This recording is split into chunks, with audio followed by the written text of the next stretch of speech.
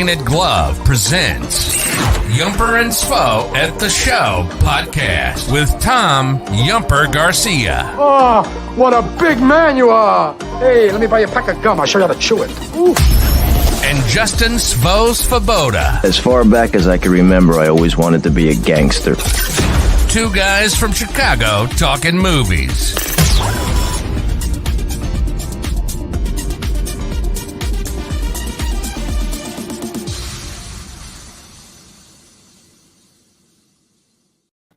Welcome, everyone, to episode 20 of this live edition of Yumper and Svo at the Show, presented to you by the Tan Glove Network. I'm one of your co-hosts, Tom Yumper Garcia, and I'm with my other co-host, Justin Svo Svoboda. How you doing, Mr. Svoboda? Yumper, I am sad right now, but I am excited for this episode. Yes, I'm extremely excited. This is something that's been in the works for months now from one of our biggest supporters. Reached out to us in our first episode to give us some pointers and whatnot. We are looking very, very forward to this episode. Absolutely. Very excited for this episode. But let's get into it. So let's introduce him. Some of you might know him as the Mexican George Clooney.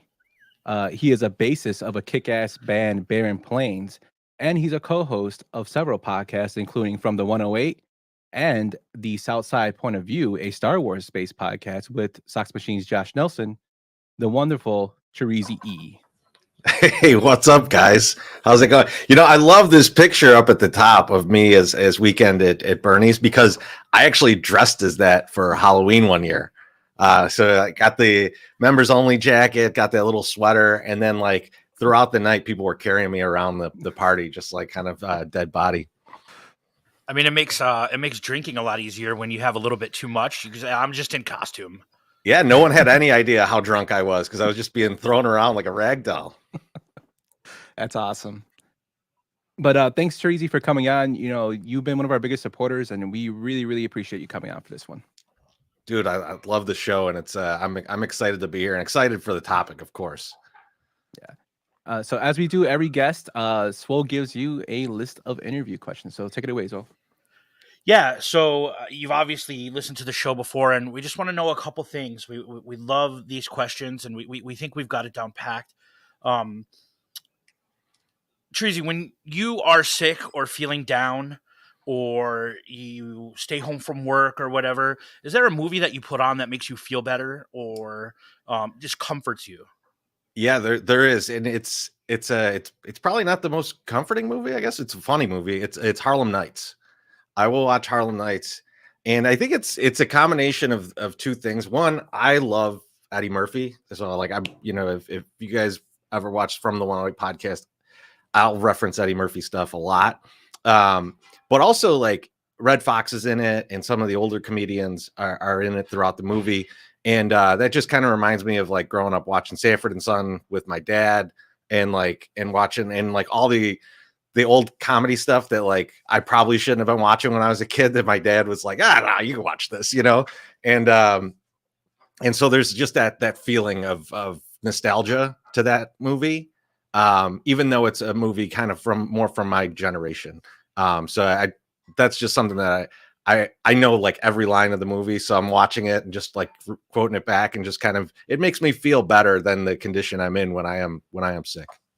I love that. I think that's like exactly why we asked that question, because movies can like change your mood or alter your mood. And if that's your go-to, I love that.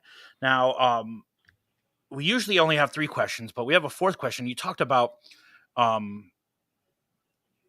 your dad and letting you watch movies that you probably shouldn't have been allowed to watch. Do you remember the first time that your parents dropped you off at the movie theater to go see a movie like by yourself? It's kind of like a rite of passage. So I don't remember them dropping me off for this, but I do remember a time that I was probably 14 or 15. And me and my buddies were like, we had seen Clerks, and then like Mallrats was coming out, and like we really wanted to see Mallrats, but we were dumb, and we thought that it was just at like every theater. So we just took the Orange Line to Ford City, and we went and we're like, why isn't it playing here? like not realizing like that movies didn't just get released everywhere. Cause like I said, I was like 14, 15 years old and dumb. And we ended up seeing Super Mario Brothers, which is like one of the worst movies I've ever seen in my whole life. And I just remember, you know, there could have been some recreational stuff going on. So like years later, I was like, you know what? I don't really remember this movie. I should give it a chance. Terrible idea. So I've seen that movie twice for no good reason. You know, I brought this up on Brian's podcast. It's Getting Drafty. One of my real close friends, Johnny, his brother loved that movie. And when he was a kid, he actually recorded it on VHS from the TV. And instead of putting super, he put supper. So we called it the Supper Mario Brothers. Hey, just going over the chat, is it true that you got snuck into Showgirls when you were 15 with Beef Loaf? Yeah, so you know, I don't know if you guys remember that movie coming out, but it was a big deal because it was like the first kind of big release of a NC-17 movie. And so I think we went to McClurg Court. Is that the one downtown? So we went there anyways. And I just remember I was like 15 years old and like I like put down my hair and like I wore like a leather jacket and just like kind of like tried to look as old as possible. Because believe it or not, there was a point in my life where I looked young. Like I know it's hard to believe now because I look 50 years older than I actually am. But there was a point. And so I remember we're like walking in and these guys all have like their driver's license. I didn't even have a driver's license yet, right? I mean, like I had no ID. So if they asked me for anything, I'd have to show them like a library card. But luckily, I guess I was grizzled enough that they just didn't even ask, and I just walked right by with these guys. I'm having like weird visions of like Beef on your shoulders in like a trench coat, like sneaking into the movie theater. That would be awesome. I would love it if they would have like in the ObiWan series where there's just like he just puts the coat over and there's just an extra set of legs going, like nobody noticed. Like that, they should have done that. I love that. And then I think one of our final questions, because Yumper's got a specific one for you today. What was your go-to movie theater growing up? So I think it was Ford City when we were kids. Like if we were going to go to a movie, our parents would pack us in the car and go to Ford City. But I think the more memorable thing, because Ford City was kind of it's not better now, but it was kind of a dump then. It's called Ford Shitty for a reason. Exactly. And but the more memorable is we used to go to the drive-in. Like that was a big thing for like Bel Air. I don't remember which one it was. Honestly, I think there was like an Ames or a Zare near it. I can't remember. I was a little kid, but like I do genuinely look back at the drive-in experience and go, oh man, that was so awesome. And to the point that and this is a good segue into the Star Wars stuff, but me and my wife went. I think it was during the kind of the lockdown. There were certain places where we're having like drive-in movies, and we went and watched the original Star Wars, I believe. And you know what? No, I think it was Empire because it was like the 20th or 40th anniversary or something. And so we went and watched that, and I'm like sitting in my car just thinking like, my parents had to have hated this. This is awful. Like, this is not comfortable. And my car's way more comfortable than whatever we had back then. So, like, I'm just like, they had to just like despise this. And I give them extra credit for taking us. I think that might be a good future episode, Yump, like drive-in stories. I very, very specifically remember my dad taking me to see a Tim Burton movie. It was Beetlejuice, and then the second one, because like drive-ins always did double features. Oh yeah, Mm-hmm. The second one was Jacob's Fucking Ladder. Oh my god! When I was like 7 years old, you know, like, yeah. And for the longest time, I grew up with a single father. So if he didn't have a babysitter, it was just like, fuck it, close your eyes, man. Like, yeah, like I think that might be a great future episode. That's quite a drive-in movie for a child. I mean, like I'm with you though. Like my parents would show us like Nightmare on Elm Street and stuff when we were really young, which I appreciate because now I enjoy those movies. I think a little bit more because I was desensitized to like the ridiculousness of those movies very early on. Yeah, same thing with me. My first movie I can remember us going to the drive-in was to see Needful Things and In the Mouth of Madness. It was a double feature. Oh, man. Yeah, but my mom is actually a big horror like fan, like everything Stephen King, which got my brother and me into it. My brother's like, I think I told you this before, wrote his thesis on Stephen King and like horror in a small town setting. Like those horror movies are what we grow up on. So I'm a huge horror fan. So that kind of desensitized me to like being scared a lot from like stuff that I think is kind of campy, but it's funny to me. But totally share your passion with like horror movies. I But wish I go wish ahead. my dad was a horror movie fan. He was like a fan of Vietnam flicks, man. Like, we're gonna go see Oh, Jacob's Ladder about PTSD. And then the first movie I remember him buying on VHS, he was like, "Hey, I got a new VHS player. This is the first movie I got. We're gonna watch Platoon." So my dad too. I like Apocalypse Now. I saw Apocalypse Now when I was like 7. So like, yeah, for sure. Oh my god, Apocalypse Now at 7. Jesus. good lord. Yump, do you want to take it away with the final question we got? Yeah, so this question is sent in from friend of the show, my wife, Jen. She says, so we know that you're married to the lovely Cornsey, who is an actress, and we want to know, are there any movies that she got you into that you normally would have been into if you hadn't met her?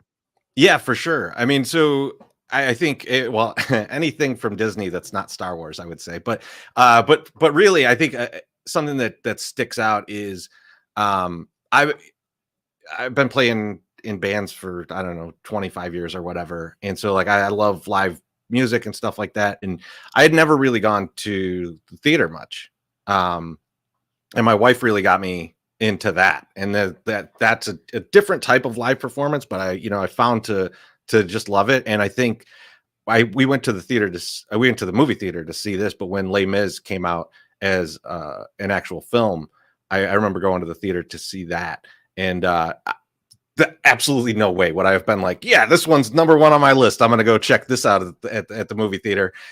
So I think anything kind of musical related, with the exception of Little Shop of Horrors, because I have loved that movie since I was 6 years old.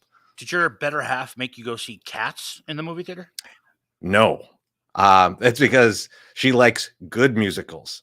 So Cats, like I think we had Cats on one of our subscriptions. Well, we do like the Broadway in Chicago subscription, like the season tickets type thing there, and that was there. And she's like, "I'll go by myself or something. You don't want to see this." Like she's like, "This is it's just too cheesy." So when it came out as a movie, we were both like, I don't know about this one. And then you started getting the reviews, and it was like, yeah, definitely not this one. When Cats came out, my wife wanted to go see it, and she was smart. She was like, "I'm not making you go see this."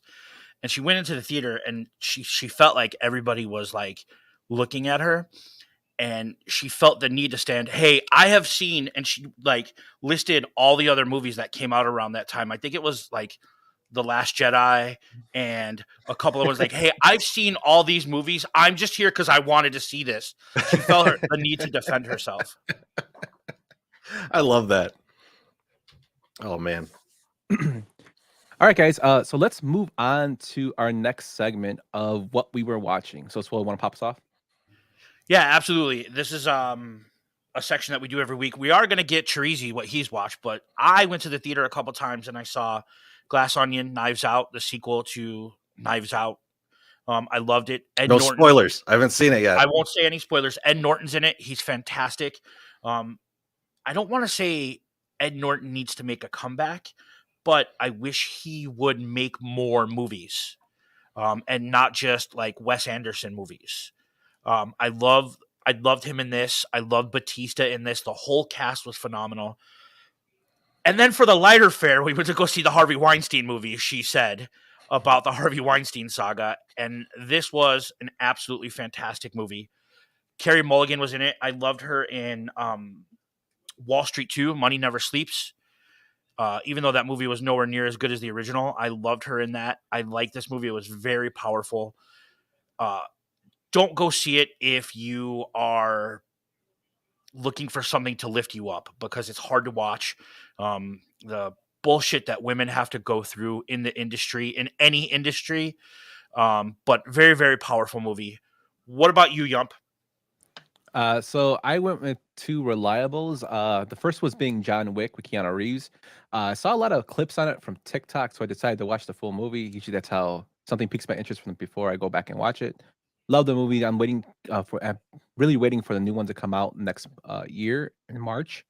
And then another movie we kind of talked about with Baloney was Push, uh, with Chris Evans and Dakota Fanning. I don't know if you guys seen it. It's with the kind of people have psychological powers or telekinesis.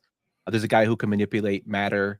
It's actually a really good take on mutant powers. It's not the greatest movie, but it's very entertaining. And there was supposed to be a sequel to it, but of course, this one kind of bombed at the box office, so they kind of cut it out. But it was an entertaining watch for me. What about you, Chorizy-E? I'll go check that out. So what about you, Chorizy-E? What have you watched? So I think recently I've watched Spirited. Have you guys seen this? It's it's the Christmas movie with Will Ferrell and Ryan Reynolds. It's all right. But there is a theme in it that I want to bring back in the Star Wars stuff, so I wanted to mention it. And then I watched the Guardians of the Galaxy holiday special, which I thought was a lot of fun. I thought it was a good one. I mean, it doesn't really push the story forward of anything, but like it's just a fun little story.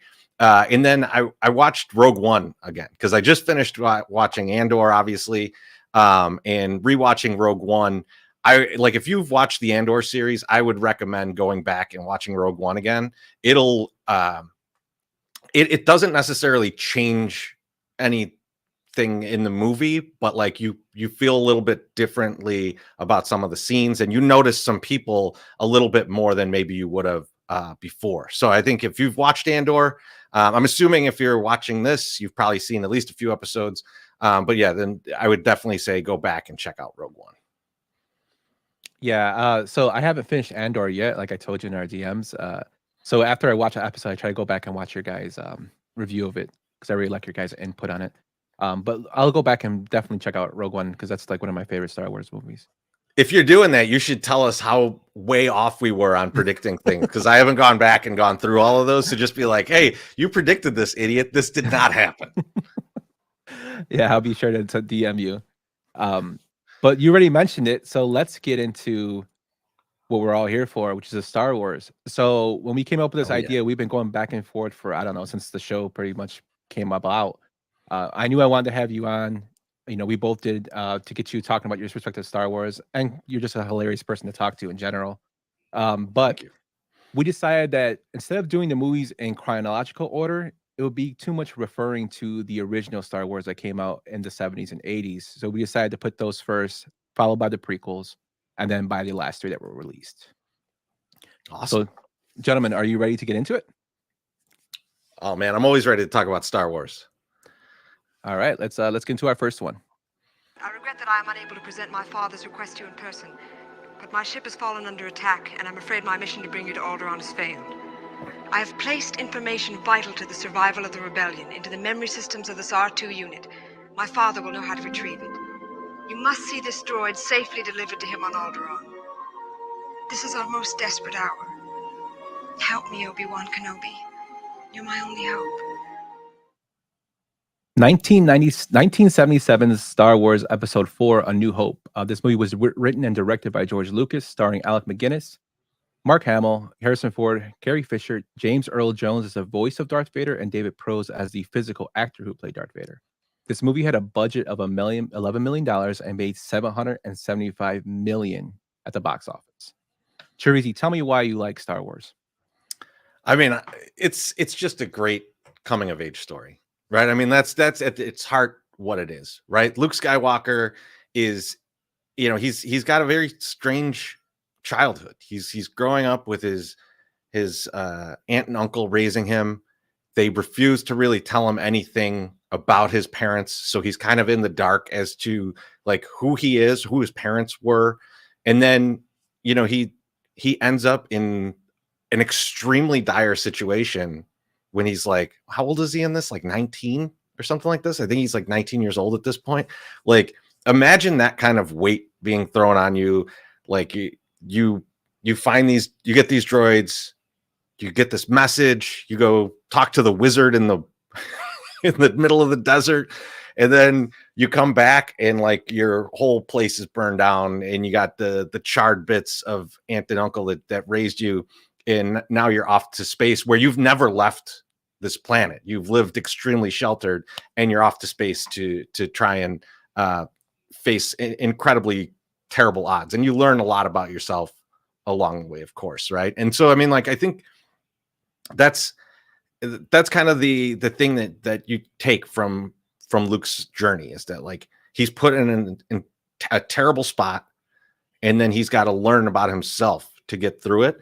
And I mean, that's what everyone's life is kind of like, right? I mean, like, no one's getting charred up, but like, oh, at least I hope not. But like, in the end, like, you know, you're learning about yourself all through life, and that's that in a microcosm, and really in an intense one. But I've just always loved the story, and just like, it's something that, like, I go back to this over and over. But the thing that is most important to me in this is Darth Vader scared the shit out of me when I was a little kid, and I'm still scared of Darth Vader. I mean, like, he walks through that door in the beginning of the movie, and you are terrified. Children that watch this movie had to be terrified. You see that in the theater, gigantic. This is the 70s, man. Had to be scary as hell. What about you, Swell?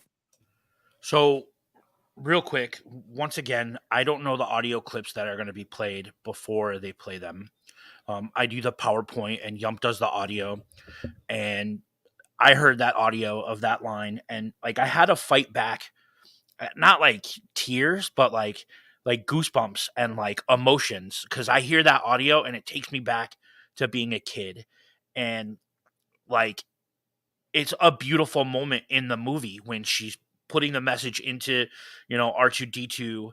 And yes, Chorizy, there are very few moments on film where I look at the movie and I'm like, holy shit, I'm watching this happen. And one is when Heath Ledger, or Joker, walks into that back room and meets with the mafia in The Dark Knight. And the other one, the most important one, is when Darth Vader first appears on the screen in Star Wars. Those moments take me back, and I'm like, holy shit. I can't believe that this is real. I can't believe that George Lucas made this for us. I know George Lucas gets a lot of shit for this franchise and directions that it went, but like, this is his baby, and this was his baby. And it's just a perfect movie for a kid that's, you know, anywhere from 7, 8, 9, all the way up to, you know, a 40-year-old man that grew up with it. The lightsabers are still the most badass weapon that you could ever imagine. And it's just a piece of pop culture iconic history, and it's perfect. And the one thing that I want to talk about, and this is going to be an ongoing theme up until the last three, like the last three movies, are how fucking badass the movie posters are. The prequel movie posters are fantastic. The OG trilogy movie posters are fantastic. The artwork alone, like, brings up this imagery in your mind that's just amazing. And these movies will always be special to me. How do you feel about 1977 Star Wars, Yump? You guys, you know, I can't say it any better than what you guys actually put out there. I love this movie as a kid. Little confession, I didn't see Star Wars until they actually released a special edition where they added the extra features in the late 90s, and I actually went back and watched the original versions of them, to which I actually like better than the newer stuff they put in. But just fell in love with it from there. I love the cinematography of the movie. I love the fact that George Lucas basically was a huge fan of the Flash Gordon series, and that's where he crafted this idea of Star Wars in his mind. He thought the movie was gonna bomb so bad that when it opened in the weekend, he actually went to Hawaii to get away from any negative press. But his buddy Steven Spielberg told him it was gonna be pretty good. And you know, there's some interesting stuff. Just doing a lot of digging around as we do for the show. I know if you guys listened to our Halloween episode when we said, well, actually our Nightmare on Elm Street episode, when we said that Jack Lee Earl Haley went to the audition for Johnny Depp's role in Nightmare on Elm Street, and Earl Haley eventually played Freddy Krueger. Well, Robert Englund worked on, you know, Halloween 1 by putting the leaves on the floor, which is John Carpenter's movie. And then basically Robert Englund went to audition for Luke Skywalker in this movie. And when he got turned down, he told his roommate, Mark Hamill, to go audition. which I think is Oh my god, hilarious. that's crazy. I did not So know that. yeah, so it's a lot little like intricacies and like crazy things like that. How small the world is that these people are just like know each other. Oh yeah, you go audition for this. I think it's perfectly cast. There's been talks about how Harrison Ford was unknown and they wanted Al Pacino in there. It's just I don't see anybody else being Han Solo besides Harrison Ford. You guys talked about like iconic scenes, the walking into the cantina. I mean, that's still used today. The music from that is still used today. It's iconic. It's still used in other Star Wars movies. That iconic scene. They try to recreate it. I just love everything about this movie. Yeah, I mean, I love the cantina scene. I think that was, that's something as a kid you're drawn in by like all these like different weird aliens, and you're just like, oh, this is really cool. This is something new. And then like as an adult, I'm going back and watching that and going like, how did they do all of that in 1977? Like that's wild to me. But Vo, you mentioned the posters, and I couldn't agree more with you on the posters. They are incredible, and you got to think about the time, right? I mean, like there's something to us having the internet and seeing trailers as soon as they come out and all this stuff now that we kind of forget that this was what they had, right? This was their media to like try and draw people in. And I'm like, it pains me to think that like half the time that this beautiful poster was probably in black and white in some newspaper. And that was like the way people even would hear about it. But yeah, I mean, like this was their trailer, right? I mean, like people, they had trailers, but you had to count on people actually getting to a movie to see them. Yump brought up a great point about seeing the re-releases in the 90s with the added footage. And I know that those re-releases get a lot of shit because the CGI doesn't match up with the rest of the movie. But for me, that was my first opportunity to see these movies on the big screen. Like, I never got to see the OG on the big screen or Empire or Return on the big screen. But my dad was like, hey, let's go see these. And we went to Sony Theaters in Streamwood. So, like, I have some, like, very, like, sentimental love for those re-releases, even though those, the CGI is pretty bad. I love those re-releases because it got me into the theater to see these movies, and it created this, like, infatuation with Star Wars. Yeah, totally. That's like was my first introduction. I mean, I've heard of it. I've seen it on TV a couple times, but to watch actually the re-releases in theater were actually was awesome. And then it made me want to explore, well, how did it look before? And I kind of like the original look to it, but I do appreciate how they tried to upgrade it. And everything was done by George Lucas. One thing I do find really interesting is that Sir Alec Guinness, who played Obi-Wan, hated his role. Like going forward, Yes. he like literally, I think there's a story of somebody coming up to him with his mom saying, "Oh, I loved you in all your movies. Especially loved you as Obi-Wan Kenobi. It's my favorite movie." And his mom's like, "Yeah, he can recite like all your lines." And he looked at her and said, "I'm very sorry for you." Like, so Yeah, I mean, like I think there's something to like about like because he comes back in a later movie, right? I mean, like I'm trying to. I think yeah, it's he's in in all Jedi. three. Yeah, It's he's in all so, three. but I can't remember which one it was. If it was Empire or Jedi, where like they had to give him part of the box, like the box office, to get him to even be in it, and like so he made like as much as he hated it, like he made so much money off of being in Star Wars. Yeah, he totally did. I think he was the highest paid actor, of course, on the movie. I mean, he was the most recognizable actor in terms of who they had. But just like if you guys have a chance, go and try to read his like letters. He wrote a letter to somebody in America talking about who he was acting with, and he's like, "Yeah, I'm going to South Africa for this sci-fi movie. I don't know if it's going to be any good, but if they meet my demands for money, I'm going to do it." And he's like, "There's some guy named Harrison Ford. I don't know if that's right or not." He's like, "Harrison Ford. I maybe have you heard of him?" He goes, "There's some guy named Mark Hamill. He's a young dude. Yeah, he looks okay, but everybody treats me like I'm over 100 years old here." And it's like it's totally like an old man yelling at the cloud. But I mean, he put to aside his personal differences and did a great job as Obi-Wan. He did. So I have a few. I'm gonna sprinkle these throughout because there's I spend a lot of time on the internet, guys. So there's crazy theories all over the place. Have you guys ever heard this one, and do you believe it? That Beru and Lars were not killed by stormtroopers, but it was Boba Fett that took him down with the flamethrower. I've heard this, and I honestly don't know. I think it could, like, I see the theory of them escaping, but I really don't know. What about you, Swell?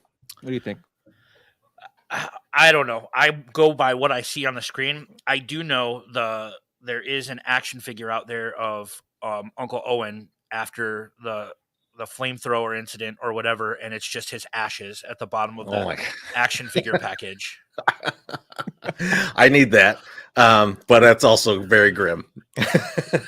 Like, I think if they weren't killed, I think they would try to, put them in this, or maybe in the future they might bring them back to kind of say, oh, they were alive. But I mean, a lot of shit happened while they were away. So I Well, would no, I mean, assume- it's not that they're alive. Is that like Boba Fett came with, and that's okay, the yeah. flamethrower was like. I mean, like since then they've shown stormtroopers with flamethrowers, but like they hadn't for a while. So I think the theory kind of spawned that like, yeah, Boba Fett was there and he flamethrowered these guys. He could have. I mean, they kind of set the precedent that Boba Fett hates Jedi. I mean, and Attack of the Clones is kind of that precedent's kind of put in there, which we'll get to later. But I mean, that could be. It's a good theory. But yeah, what was the thing they show is the skull that's burning when he goes up there. So it had to be one of them. But yeah, it could have. But he could have. But yeah, let's move on to our next one, guys. We can end this destructive conflict and bring order to the galaxy. I'll never join you. If you only knew the power of the dark side. ObiWan never told you what happened to your father. He told me enough. He told me you killed him. No. I am your father. Star Wars Episode 5, Empire Strikes Back, released in 1980, directed by Irvin Kershner, who also directed Never Say Never, a James Bond film, RoboCop 2, which is one of my favorites, and The Horrible on Deadly Ground, a Steven Seagal movie. Starring Allen Guinness, Mark Hamill, Harrison Ford, Carrie Fisher, Billy Dee Williams, and James Earl Jones as the voice of Vader. This movie had a budget of $30 million and a box office of $549 million. Swole, tell me about Empire Strikes Back. First of all, for all those of you guys that are watching, if not, Google it, but look at this fucking movie poster. This poster is a piece of art. You have Darth Vader in the background. You have Han and Leia, and then you have Luke on the fucking Tauntaun, right? And the movie opens up on Hoth, right? And Luke riding his Tauntaun. You want to talk about perfect sequels? This is the perfect sequel. The audio that you used is probably one of the most quoted iconic lines in movie history. This is the example of the sequel being better than the original. This is the perfect follow-up. I love it. Chorizy, your turn. Oh man! So this is my favorite of this. I mean, this is my favorite Star Wars movie, and I'm sure I'm not alone in that. But I often think back to just the size of George Lucas's humongous balls to walk into and go. It's when they talk about the sequel, and he goes, "Look, everything's gonna go horrible for everybody, and we're gonna get our main guy is gonna get his hand cut off. We're gonna freeze this guy in carbonite and send him off God knows where. Like, all these people are gonna basically gonna die. It's gonna be all this horrible stuff. And then like 3 years later, we'll put on another movie that'll have a happy ending. But right now, it's gonna be all horribleness for this movie." And they went, "Yeah, that sounds great." And he got to make that. And I mean, obviously the success of the first one bleeds into that. But like, can you imagine that now? Like, can you imagine him making this movie now?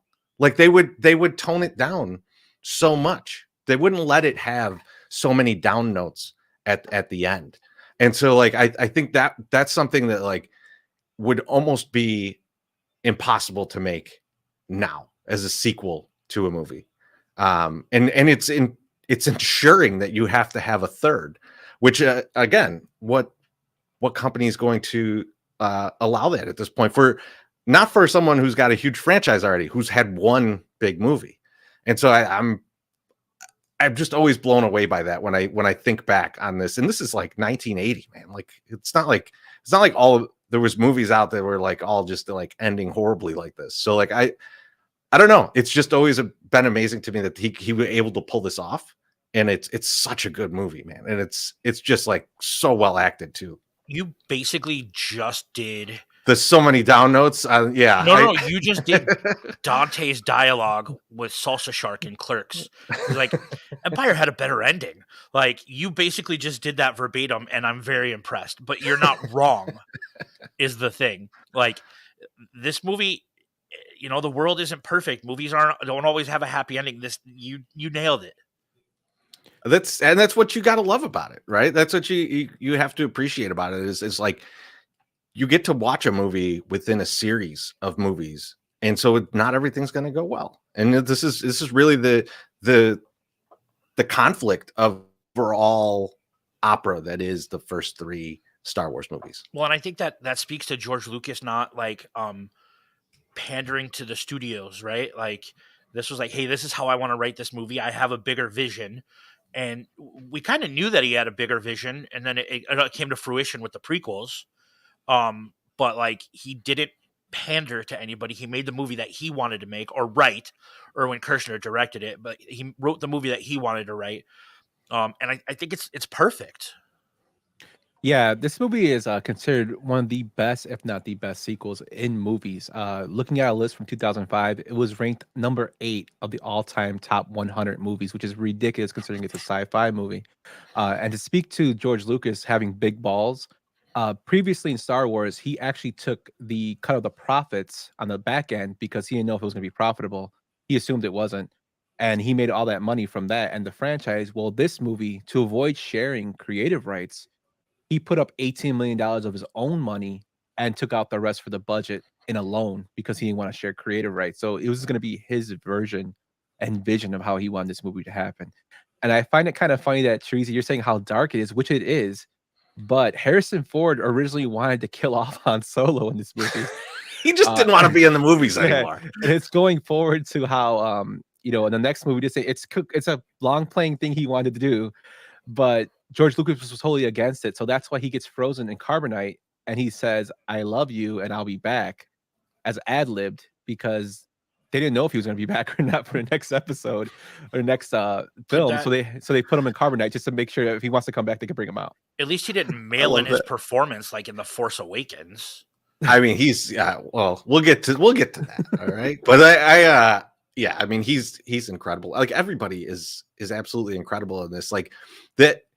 And they do some things in this to time jump things well, right? Because there's some lapse in time between them, and in that very beginning scene when they're on Hoth, Harrison Ford being as concerned as he is for Luke and going out and trying to find him, like, that's not something that New Hope Harrison Ford would really do.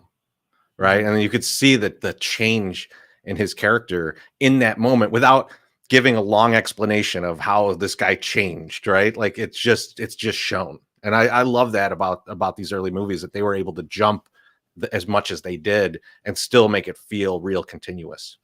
Another thing that I love about the movie itself is, the first movie took place primarily on, Darth Vader spaceships or the Falcon or whatever. Yeah, we had some stuff in the desert, but like, this movie just feels much bigger. Like, you have Hoth and you have the Rebel base, and you have, inside the Death Star. You can kind of get to see the depths of it when Luke's hanging there. The movie and the universe just feels bigger, in my opinion. Yeah, totally. The whole change of scenery was great. The introduction of different characters, like, as a kid and even as a grown adult, like, you want to see aliens. So the Tauntaun, I thought the Tauntaun was pretty badass when he fights the Snow Yeti, the monster in the cave. Oh yeah, that was pretty badass. And that actually was like, I was like, holy shit, when it was happening. I remember watching it and I'm like, what the hell is going on? That was, that whole scene is awesome. And just, this series, this franchise has so many iconic scenes. We touched on them in the first one. The whole "I am your father." That whole, even though people have the Mandela effect of, no, Luke, I am your father. He says, no, I goes, I am your father. Like, the way he says it there, that's like iconic. It's in all movies. I mean, Pitch Perfect fucking brings it up in that movie with saying that everybody should have known because Vader means father in German. But this movie is just it's perfect in every way. I love it. I think it's my second favorite in the movies, and there's a reason it's because I saw something before it that we're gonna get to next. But I love the way that George Lucas had this laid out, and I love all the characters. And like you said, Chorizy, the character arc of Han Solo is very, very good. As you see him as kind of like a person who's very selfish, besides caring for himself and Chewie, and you see him how he's getting attached to Luke and Leia. I love that you also brought up Pitch Perfect, because I discovered yesterday that Beefloaf is a fan of the Pitch Perfect series, and it made me feel better about myself because I love those movies too. So Makes me feel worse about beef loaf. That's all it makes me feel.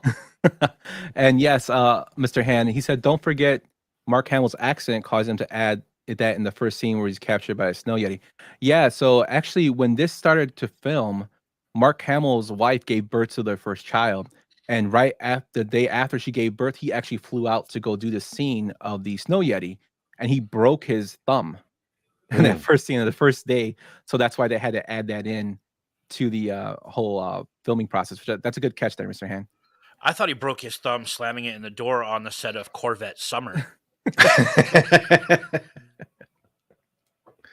No, but this movie is perfect in every way. I love everything about it. And then we also get, we didn't fail to mention Frank Oz's appearance as Yoda. That's who's become an iconic character. I mean, that whole scene is great, and it's it's used, it's reflected in a lot of later stuff that we'll surely get to. Mm-hmm. So let's move on to our next one, guys. Pull up! All craft, pull up! Take a base of action. Green group, stay across the holding sector of each other. Admiral, we have enemy ships in Sector 47. It's a trap. Star Wars Episode 6, Return of the Jedi, released in 1983. It's directed by Richard Marquand, who wrote Nowhere to Run, a Jean-Claude Van Damme movie, and he was director of Jagged Edge and Birth of the Beatles. This movie stars Harrison Ford, Mark Hamill, Billy Dee Williams, Carrie Fisher, Ian McDermott, James Earl Jones, and Alec Guinness. Had a box office of $475 million on a budget of $42.7. Chorizy, tell me about Return of the Jedi. I mean, I think Return of the Jedi, you have to, if you had to pick a worst out of the first three, it's probably Jedi. But I don't like to do that because it's still a really good movie. I enjoy this movie so much, especially the beginning. I just really love the beginning of the movie when they go into Jabba's palace and they rescue Han, and then Han's blind shooting basically at Lando's feet, trying not to hit him. I love all that. I think the Ewoks are a little silly. I think that the band in Jabba's palace is a little silly, and I don't care. I love it all. And so, and I think too, I mean, I think the point of the Ewoks being so small and having no weapons is to really show that, it doesn't matter all the might you have in the world. If you are, if you're doing evil, the people are going to rise up and they're going to stop it, and by any means necessary, right? And that's the Ewoks. You're destroying this Ewok planet. You don't even care that they're there, and you're so ignorant of it that they're the ones that are going to come up and trip you and knock you down. And I love that part about it, even though the Ewoks are ridiculous. Who cares? I think you got to just love that. And I think Max Rebo is still probably one of the best piano players on the planet. And I'm not going to go away from that. And I'm telling you, he's still alive, no matter what anyone else tries to tell me. Yes, Chorizy, we are both big lovers of Max Rebo. I do agree with you. He is still alive. That's another scene that I love. Taking outside of the special feature scene where they had that song and dance put in, but just having them play in there, it cracks me up. Yeah, totally didn't need to be put in there. But you mentioned the Ewoks. So as a kid, I saw the first two Ewoks movies, and my dad and mom actually told me, that's from the Star Wars, and that's what got me into the special features that were released in the late 90s. But I love those movies, and this actually, Return is actually my favorite Star Wars movie, just because it's the first one I saw, and it was just so much going on. When they fall into the pit, even though they didn't have that a Venus flytrap come out, but when they just went down and just burped, that cracked me up as a kid because they would just fall down there and burp. Jabba the Hutt looked badass. He was very intimidating, and he had that little creature on that would just laugh the whole time. Jabba the Wookiee Day. Yeah. Ha ha ha. The little Solo. creature that reminded me of Eric from Billy Madison. that laugh. Salacious Crumb. Yeah. And plus Layla, in her slave outfit was every teenage boy's dream. The movie is just excellent. I love everything about it. I know you would say it was the weakest of the three, but it's my personal favorite, and then comes Empire Strikes Back. But it's just because of, like I said, the thing with the Ewoks, and I think it's got so much action in it. It's awesome. I do like the story that it has with Luke trying to convince his dad to turn back to being good, and it does. Even though Vader dies, spoiler alert, they do. He does redeem himself. But there's an ongoing theme in Star Wars, which I think is kind of funny because Vader comes back as a Force ghost, which means he is technically good. But dude fucking destroyed like planets and killed billions of people.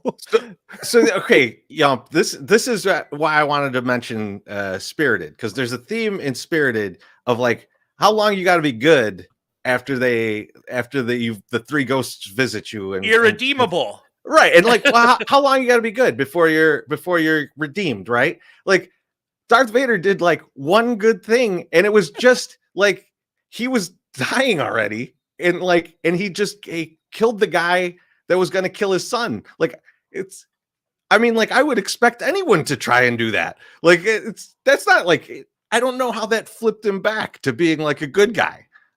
So I always have, that's a little bit of a question for me, and I'm glad you brought it up, Yump. Yeah, that's something I've always asked too. Maybe they were going by the Catholic principles of if you ask for forgiveness before you die, you're good. So I don't know, but I always thought it was kind of funny. Like everybody, like, oh, Darth Vader, great guy, and I'm like, no, he's not. He fucking blew up planets. I mean, we'll talk about what he does in the prequels, but I mean, like, yeah, that's even worse. Oh boy, that one's a little hard to come back from. By the way, Luke, you were carrying that lightsaber around for a while, buddy. But like we said earlier, Harrison Ford again pushed for Han Solo to die in this movie to make it seem like he died for something. And George Lucas was like, nah, we got to keep all the main characters alive, which they did. I found it crazy. Like I was talking about Jabba the Hutt, they said that it was a fully animatronic figure that weighed 2,000 pounds and took about 6 people to work, which must have been a pain in the ass, but it's beautifully done. I'm a really big fan of practical effects. I think if CGI looks good, it's good for me, but I really like practical effects. And I think like I'm really big nerd and see how everything works. And the more practical you get, the more of a fan I am of the effect. And I think that the fact that they used a big thing for Jabba was just a great, thing for me as a nerd. But yeah, and the original ending, apparently Obi-Wan, Yoda, and Anakin Skywalker were supposed to be resurrected. Oh boy. On Endor, but they decided to just keep them as Force ghosts. So I don't know how they would have done that in the story, but that was the original ending that was planned. I think for me, the biggest thing that you notice in this movie is the advance in technology that was used to make it. Like the camera work when they're in the forests, you can tell that technology has been advanced significantly, and the movie looks clearer and brighter and crisper. I don't know where I rank this in terms of I love this movie.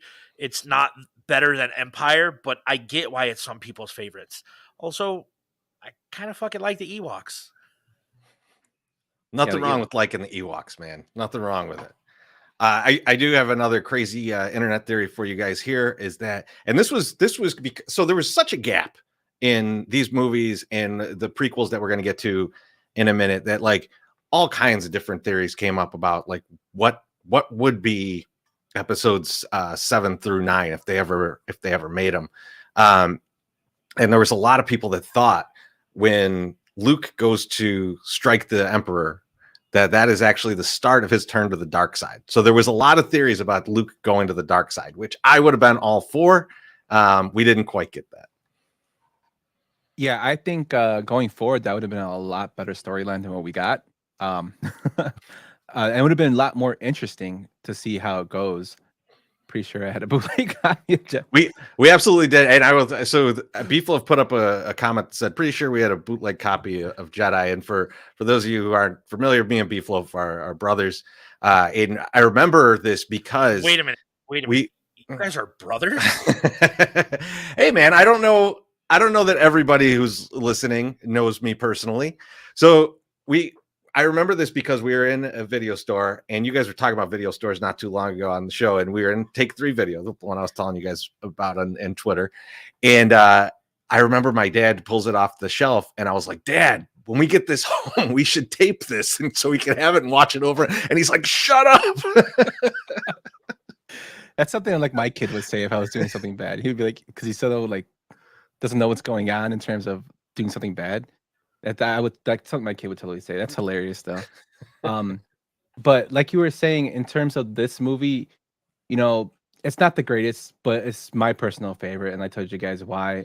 I thought it was funny reading on some things how they had the Emperor's chair was supposed to be mechanical, but during the shot, it actually broke. So Ian McGurdy had to actually push with his feet. Oh my God. I love it. Now I'm going to look for that when I watch it over again. But, you know, some of the scenes they did cut out that I thought were pretty cool. Like, I don't know if you've seen it, Chorizy, but there's actually a scene where C-3PO and R2 are talking, and Luke's actually in the back assembling his lightsaber to where it gets the green hue. And I thought that scene was excellent. I wish they would have kept that in. I wish they would have kept that because, like, he just has a new lightsaber with no explanation. And then there's another, there's a deleted scene in Empire that I would really have liked them to keep when it's just kind of funny. So I know why they didn't keep it. But like the stormtroopers come in, and apparently they had captured one of those. What are they? Wampas, the big white snow monster, and they had it in a room. And C-3PO directs like all these stormtroopers to go in the room with the Wampa, and then like closes the door behind them. Yeah, that would have been kind of stuff like that. Like, it's a little goofy, but like I was like, oh man, I would have loved to see this. I mean, he left in a blooper where a stormtrooper bangs his fucking head on the door. So, it's all, you know, all hands on deck, man. Just put it in there. But let's get into our next one, guys. Your thoughts dwell on your mother. I miss her. Afraid to lose her, I think. What does that got to do with anything? Everything. Fear is the path to the dark side. Fear leads to anger. Anger leads to hate. Hate leads to suffering. Star Wars Episode 1, The Phantom Menace, released in 1999, written and directed by George Lucas, his first time directing a Star Wars movie since the original Star Wars, starring Ian McGregor, Liam Neeson, Natalie Portman, Ian McDermott, and Jake Lloyd. This movie had a budget of $115 million and made a whopping $1 billion at the box office. Swole, I know you're a big fan of The Phantom Menace. Tell us why. You're muted, buddy. I think you might be muted. Yes, I was muted. I'm sorry. I was so anxious to get Brian's comment up there. Fuck you, Brian. Yes, episode 1 happened. I'm just kidding. I love you, Brian. So I was a senior in high school when this movie came out. I was working at Sony Theaters in Streamwood. And they were jam-packing us with hours. Like, we need you to work. Like, this is going to be the biggest movie probably ever in movie history. I mean, it was big, but it wasn't like the biggest movie in movie history. I love this movie. I love, first of all, the teaser poster where you see Anakin as a kid and his shadow is Darth Vader. Like, that is a fantastic teaser poster. The actual movie poster takes like homages from all the original movies with Darth Maul in the background. The music, Duel of the Fates, when Qui-Gon and Obi-Wan and Darth Maul are fighting. I loved this movie. This movie to me was what I wanted when I saw a prequel. Yeah, Jake Lloyd, he sucked. Yeah, Jar Jar Binks. The lightsaber fight was badass. The music was good. And I like the fucking pod racing. I don't care what anybody says. The CGI was, late 90s CGI, so it is what it is. But this is my trilogy. This is the trilogy that, like, I was a teenager. I was like watching this with my friends, and I remember going to see it with my friends, and that's why I love these movies. I wouldn't apologize for the CGI. The CGI is tremendous for that time period. Jar Jar Binks is the effects of Jar Jar Binks are insane for that time period. Now Jar Jar Binks is a terrible character, and this is a really stupid movie because they tried to make a movie for children and a movie that can span international audiences, so they didn't spend a lot of time on the dialogue, but then they decided to make it about trade routes and politics, which would translate to like literally no child. So like I think that's, to me, that's always been the problem for this. And also like there's a little bit of like weirdness to this story. Like why did you have to go through that whole pod race thing? This kid was a slave. Like you could have made this movie about how there shouldn't be slavery in the galaxy, and that would have been something that resonated, and then you just rescue him. Well, I mean, like I don't know, like it just seems like a lot of the stuff is like weird. Like why did you have to do any of this? Like it didn't like make a lot of sense to me. You're not wrong. Like you're definitely not wrong. Some of the stuff is weird and bizarre. Watto was, that was basically a very racist version of a pawn shop owner. But I don't know. I will say. So as much as I bag on it because it's, I like, look, I was like 19 years old when this came out. I went to the theater and I was like, oh, this is not made for me. Like that's kind of how I felt when I went to see it. But rewatching it and going back on it, and I think that there are things to take away from this movie that are important to like the entire series, and like things like, I think this introduces the rule of two, at least in terms of the movies, right? That you didn't like in the books and stuff. That's all legends now. So like this is really where we get the introduction of the rule of two on the Sith side, and the kind of the balance of those things across all of this is very interesting, right? Because like you've got Naboo, where you've got the humans that live there, and then the Gungans that live underwater. And as much as they are different, they require each other for that planet to function, right? And then you've got Anakin, who is with his mother, and you rip that mother away from him. And I love Filoni's explanation of Duel of the Fates, where they talk about, this was really the fight for Anakin to have a father.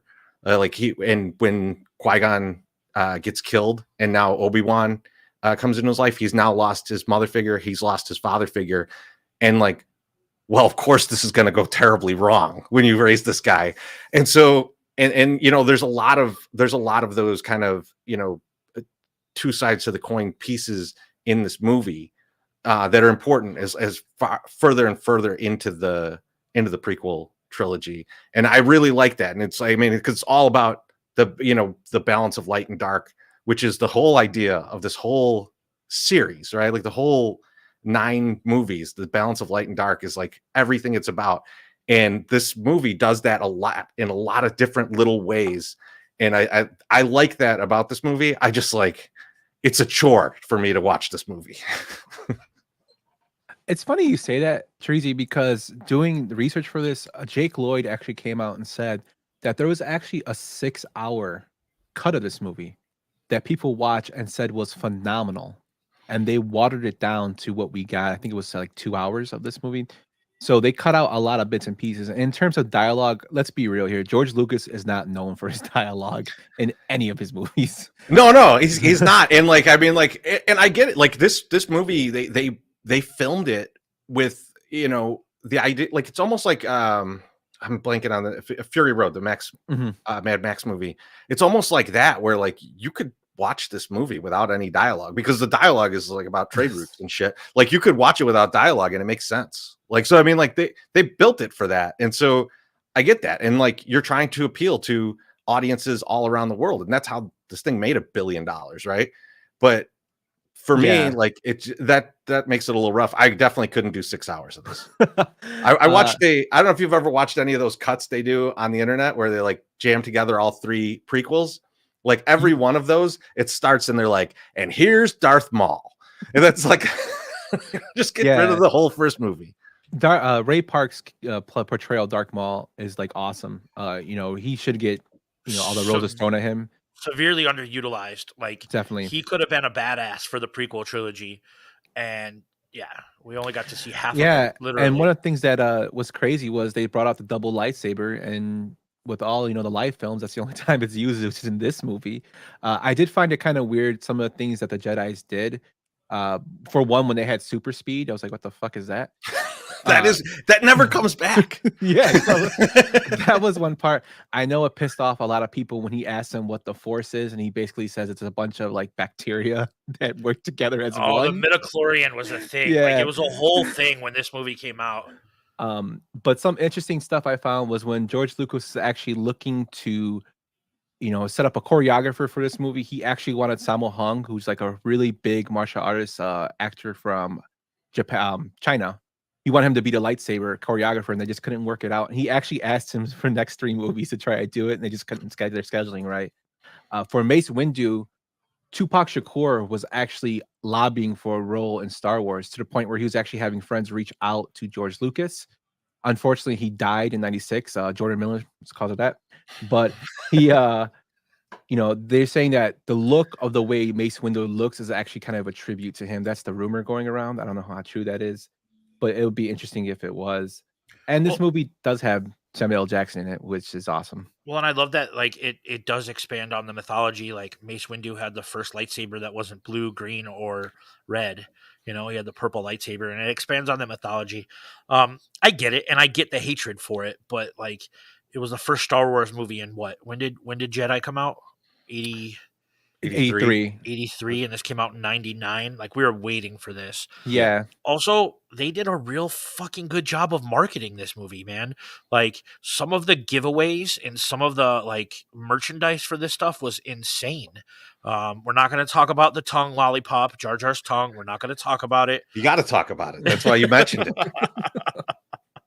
But I remember like, hey man, I gotta go to Taco Bell. Well, I go to Taco Bell just because, but like they had the cup toppers and they had Darth Maul with the double-sided lightsaber. It was everywhere in '99 when this came out, and I was a 19-year-old kid that loved nerdy things, and this was the nerdiest thing that came out that year. So one of the craziest things about that just like blows my mind is, so obviously there was a ton of toys come out, right? And as you probably remember when you were a kid, everything was Kenner, right? It was all these Kenner dolls. Are you familiar with what happened there? Like how that deal went? So like, I'll just quickly explain it because it's so ridiculous. So they had this deal with Kenner from like the very beginning, and Kenner was getting like a ton of the percentage because no one wanted these toys when they first made the deal. And Kenner had that contract in perpetuity. All they had to do was, if they didn't make as much as $10,000 in a year, they still needed to cut a check to George Lucas every year. And so at one point they were just like, we're cutting a check to this dude. They're never going to make another movie. It's pointless to keep giving this guy this money. So they stopped cutting the check. So when they were getting ready to put out Phantom Menace, George Lucas was like, hey guys, by the way, remember when you stopped paying me? I could make toy deals with whoever I want. And now he's like a billionaire because of it. Totally. And Mr. Hand also brings up another great point about the Water Boy. So I mentioned this previously in our Sandler episode, and I think I mentioned to other episodes. So when this movie first came out, you did a great job at marketing where you couldn't, there was a time when you can go on the internet and look at trailers. They had a trailer for this movie in the Water Boy, where Star Wars fans would go pay money to go see the Water Boy, watch the trailer for Phantom Menace, and walk out. So there's an ongoing joke that Adam Sandler made money for the Water Boy because Star Wars fans just want to see trailers, which I think is hilarious. It's true. I remember going to see the Water Boy, and I genuinely enjoyed the Water Boy, but I definitely went to see the preview. And Vo, to your point, man, the pod race though, I will say that was really cool. I remember seeing that in the theater, and I was like, this is awesome. This is like 10 minutes too long, but like, this is awesome. Yeah, like it was super cool to see on the big screen like that. And yeah, I don't know. I am a prequels apologist, and I don't apologize for my love of them. I think after rewatching this movie, it's not as bad as people say it is. I think it's kind of crazy that Jake Lloyd got so much hate for it that he actually retired from acting because of it. Yeah, I don't understand yelling at a kid. I mean, like, the kid's fine in the movie. It's not like he's like He was way more annoying in Jingle All the Way than he was I love in that episode. movie. You're not talking about Jingle All the No, Way. I love Jingle All the Way. I'm not talking about the movie itself is super fun, but like he was way more annoying with the Turbo Man stuff than he was as Anakin. Yeah, that guy threw me off. But just like some other small little tidbits. So Ian McDermott, who played Senator Palpatine, actually is the original Emperor. And at the time, people may not know this, but when he played the Emperor in the 70s and the 80s, he was very young. The makeup made him age. So people are like, "Oh, he's he looks really good." Well, yeah, he's playing his normal age now. He's fucking during this movie, and he didn't know if he was going to be allowed back on. George Lucas actually came to it and told him, we have this role, and he automatically signed on right away, not knowing that George Lucas wanted him back for the prequels, which I think is pretty cool. Another thing too, so Ian McGregor is a huge fan of Star Wars, and when there's a scene actually when he's holding his lightsaber and there's like a lot of commotion going on, he actually mumbles to himself, "Fuck yeah." On his uncle's in the original Star Wars. Who's his uncle's fault? Really? Yeah, Ewan McGregor's uncle is one of the pilots, one of the X-wing pilots, when they go to destroy the Death Star. Really? Oh wow, yeah. That's awesome. I did not know that. Your little talk about Ian McDiarmid there coming back. I was at a Star Wars celebration. I was there to get my picture with Billy D. Williams that's back there, and I got to see him on a panel, Ian McDiarmid, and he was talking about coming back for episode 1, and they kept it a secret from everybody who was playing Sidious. Mm-hmm. So like he was like, when he got his first thing, he had like the Palpatine senator, that was him, and then there was this Darth Sidious character, and like they kept him kind of secret from everybody of who it was until, and like he said, some people didn't know until the movie came out that he had played both roles. People that were in the movie had no idea, which I thought was a really cool bit. I mean, like, I don't know why they had to keep it secret, but I love that they did it.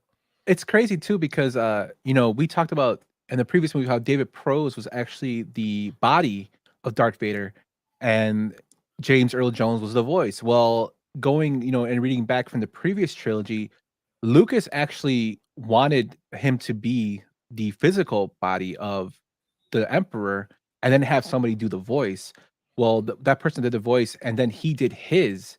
And Spielberg and Lucas loved his voice so much, they're like, okay, you can do everything, which is kind of funny that they try to do the same thing with the Emperor, and it turns out the guy they actually hired for the role was very good for it, so they let him do the whole thing. It's just it's crazy, but yeah, him coming back, I think, is a big gives this whole franchise for these three a nice little boost because he's such a great actor. He is awesome. He's awesome. Pete commented, "Don't forget the use of revenge in title of Jedi and Sith. There's a Revenge of the Jedi poster in Schaumburg." Pete, I actually grand opened that theater that we had the Top Gun movie event at, and I've tried to steal that poster many times when I worked at that movie theater. It was just always too big to fit in my friends' cars.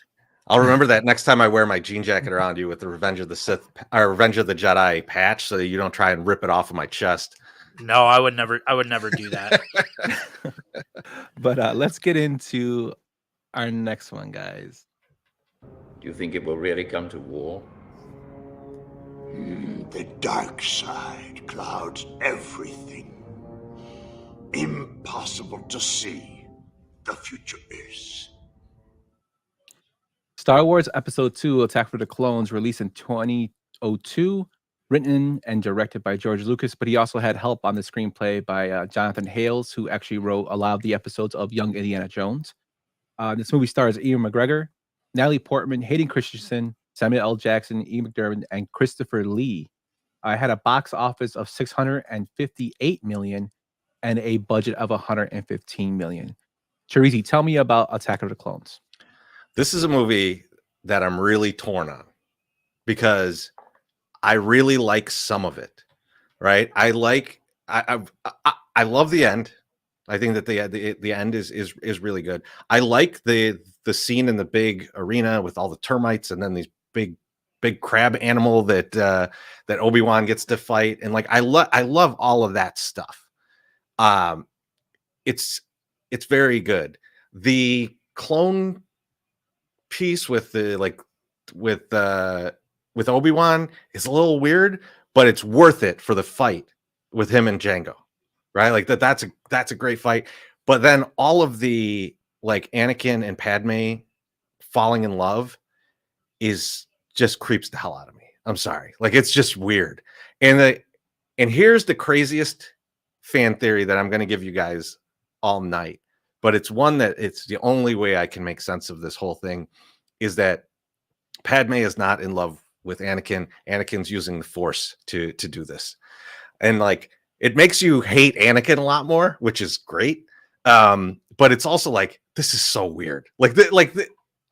And I don't blame Hayden Christensen for this. He was supposed to be awkward. Like it's supposed to be because he's basically a celibate Jedi, right? I mean, like they're not supposed to have any attachments, and he's finding himself falling in love with this lady, and he's just totally weird about it.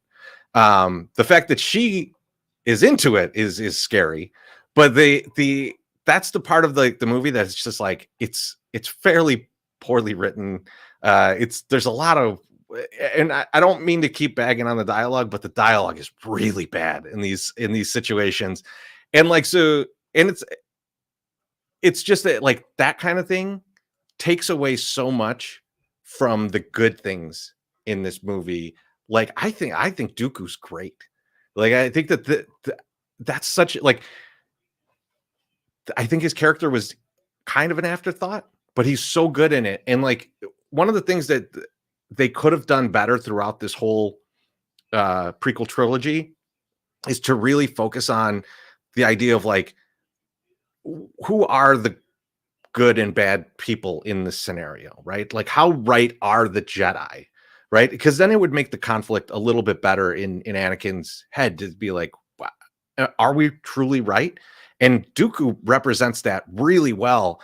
And that conversation that he has with Obi-Wan when he's got him captured, like really is a point where you're like, would, you know, how could this go? Like, could he actually free Obi-Wan and then them go and kill the Emperor? That like, obviously that's not going to happen because we know what happens later, but like you have that moment of like, oh wait, is he being serious here? Is he being truthful to him? And I think that makes that character fantastic. And I just want more and more Dooku. I think it's been a great character, and the stuff they've done after has been great. And I love that. The other stuff takes away from it, and I feel bad that it makes it low on my rankings of movies for Star Wars. Yeah, totally agree with you. Count Dooku, I'm so glad you touched on that. Christopher Lee is a badass, and like if you looked at George Lucas's like love for movies, you can totally see he was in love with the Hammer films because Peter Cushing's in the original Star Wars, and then you bring back, you know, Christopher Lee who played Dracula, Cushing played Van Helsing, and Frankenstein. Like just to have those two actors in the series is great. I think he's totally underused, especially in the next movie. But him having it is kind of what saved it a little bit for me. This movie is by far my least favorite of the series. I think there's just too much going on, and I think they focus on the wrong things. The love story I think is really weird, like you said. I do kind of see the theory of him controlling her with the Force. I thought you were going to bring up the theory of Jar Jar being the Darth Jar Jar. I love that one. I was going to leave that one out. There's another theory from this one that Dooku actually, and I don't know if this is a theory or if this was eventually made canon, but Dooku paid the Tuskens to kidnap Anakin's mom to get him to the dark side. Yeah. Yeah. It's just too much going on. I do find it like when Anakin goes and kills the Tuskens, you know, there's actually the cool part about it was the voices that are trying to talk to him is actually Liam Nielsen's voice of Qui-Gon to show that he was just ignoring the Force ghost, you know, of the good, which I thought was pretty cool. it's just too much going on in this movie. I think it's a lot of they're trying to recapture Empire because they start off in a frozen area, then they go to like a cloud city. So it's kind of like similar. And I think they were trying to recreate that. And my saving grace to this movie again is Christopher Lee and Samuel L. Jackson, especially since he reading a little bit more about it, he had bad motherfucker written on his lightsaber. Oh my god, I as love a it. tribute to Pulp Fiction. Amazing. What do you think about this, Will? So I think the reason that this movie gets hatred, and most of it is pretty well deserved, is that we always knew that this movie was just a bridge from episode 1 and the introduction of Anakin to episode 3, where we get to see the transformation into Darth Vader, right? So it was always a bridge, and it was always a long bridge, right? And everything that you guys have already said about Count Dooku is absolutely accurate. His curved lightsaber is fucking badass. But it's a slow bridge, and it's not good. The meadow is so fucking lame. The only redeeming quality, and Pete will get a kick out of this, is you can see Natalie Portman's nipples in that white outfit, right? Like that's the only redeeming thing. When he goes and he sees the clones being made, and Obi-Wan and they have the fight on the island, it's cool, but it is what it is. I don't love it. I don't hate it. I was just waiting for episode 3 like everybody else. So I'll tell you. So here's an interesting thing. So I was after this movie, I was kind of out on Star Wars. So we'll get to the next movie in a bit, but like I'll explain that a little bit more. But yeah, after this movie, I saw this in the theater, and I was just kind of like, yeah, I'm with Beef right now. I zoned out too. I went back and started watching the whole Ernest franchise instead of Star Wars for a while. And that's how I felt after like Rise of the Skywalker, the last movie. Like I told you this in our like DM, I was like, dude, I didn't watch The Mandalorian for forever because Skywalker was just trash to me. We'll get to it, but Yeah, I mean, this is definitely, to me, this is my weakest, but I mean, we're going to get to the other ones and see what you guys think. So let's move on to our next film. You were the chosen one! It was said that you would destroy the Sith, not join them! Bring balance to the Force, not leave it in darkness! Star Wars Episode 3, Revenge of the Sith, released in 2005, written and directed by George Lucas, starring Ewan McGregor, Natalie Portman, Hayden Christensen, Ian McDermott, Christopher Lee, and Jimmy Smith. This movie had a box office of $868 million and a budget of $113. To me, this is the best one of the prequels. I think it's excellently done. It's basically pays off what we all been waiting for, is to see Vader's turn. Actually, Anakin's turn to Vader.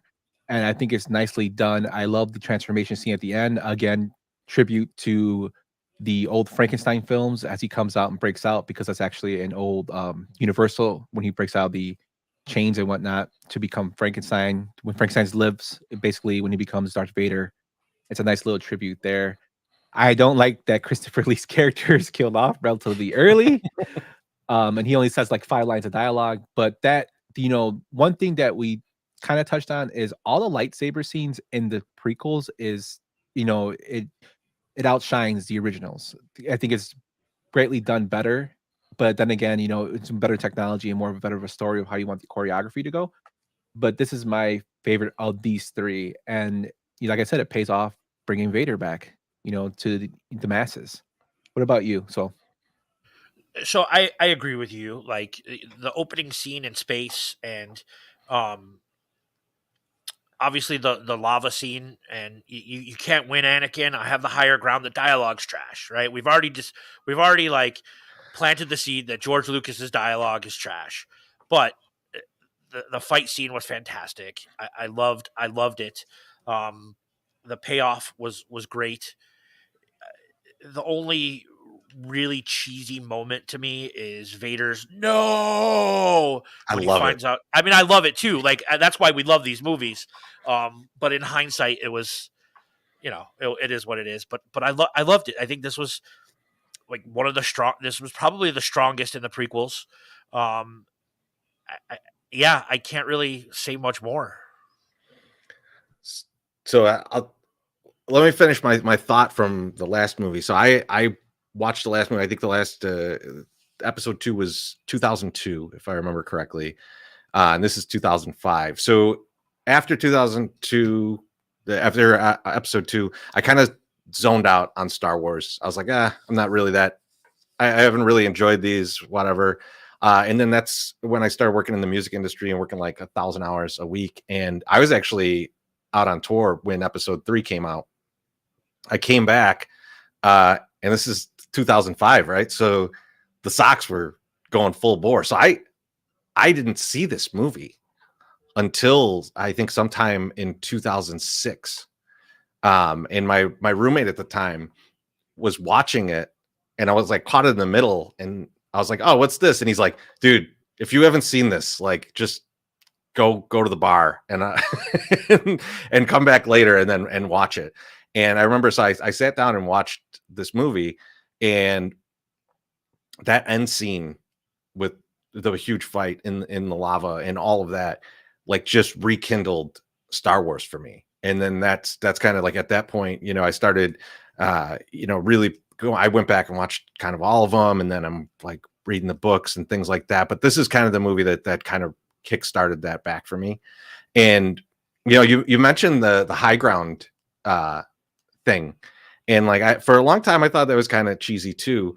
A theory that I've heard on that I absolutely love is that ObiWan, being the smarter of the two and the calmer, the more in the moment of the two, knowing that he had told Anakin probably 100 times the Darth Maul story, who wouldn't tell that story, knew that he couldn't continue to fight Anakin the way that this fight was going. And he knew, just like he taunted Grievous earlier in the movie, he needed to taunt him to get him to do something dumb so that he could end the fight. And that's where the whole high ground thing comes. Like, telling him that he's lost, telling him that he can't do something is only going to goad him into trying to do it. And I don't know if that's really what they intended, but in my headcanon, that's how it went, because I love that idea. I have never, ever thought of that fight scene that way until you have just said that. And I think that's brilliant. Like, it's absolutely brilliant. Like, he knew that he had to make him angry, right? And what has been the underlying theme of this whole thing, like, anger is the path to the dark side. And I absolutely love that theory now, and I'm going to go back and watch this week with that. It also fixes the hello there moment of, like, why would he jump in there and do hello there to General Grievous? There's all these troops around, and it's like he knew if he did that, he could draw him in, because he, like, all of these, it's the lack of balance of all of the dark side people in this movie, and so he can goad them into this because he's calm, he's in the moment, he knows what's going on, and he knows that he's drawing them into his trap. And I honestly have no idea if they meant to do that, but I love it if it's. I just want to believe it. No, that's an excellent theory, and like I can totally see that.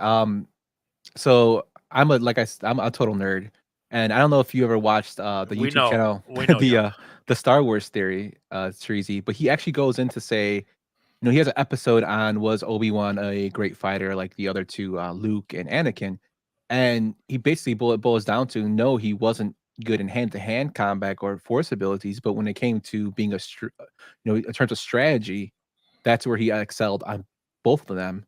In that terms, and he said Luke is very comparable in some ways, but Obi-Wan was always thinking a step ahead, which is why he does the things he does.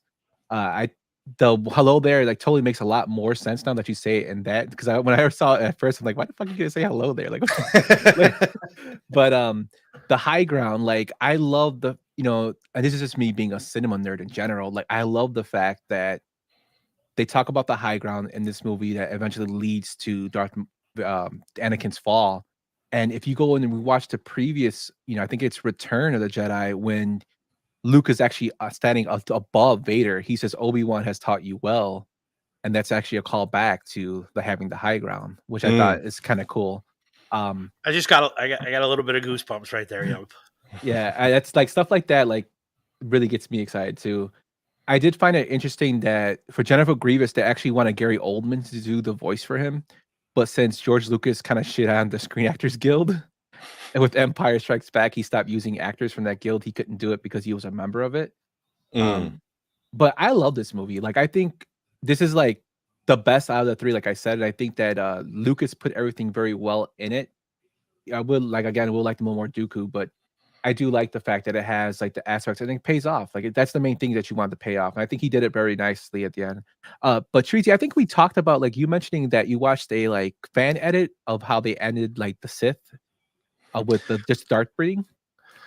So yeah, so they changed like, so the fan edits are always interesting, right? They jam the 3 prequels together, and yeah, the way that it ends is not him busting out and doing the no. It's when the helmet comes on and you hear his first couple breaths there, and then it just like cuts, and like it's actually pretty effective. I don't know if it would have been better necessarily, but you know, in the rewatch and watching those types of fan edits, there's always fun stuff like that. I think that's one of the best things that I've seen in them. Yeah, that's pretty cool. So I mean, that's a different alternative ending, which I thought would have been kind of cool. And just a couple more facts. They were originally supposed to have Mace Windu killed by Boba Fett, but they decided that it would be Boba Fett was too young to do so. And that whole scene that have the Emperor and Mace Windu and Anakin fighting was filmed in I think like 2 hours, to the point where Ian McDiarmid was so like exhausted that when he starts laughing like crazy in that take, it's because he's basically totally done with this and just wants to get it over with. And George Lucas loved that take and added it to the film. So him laughing is really him laughing, which I think is pretty funny. But let's move on to our next one, guys.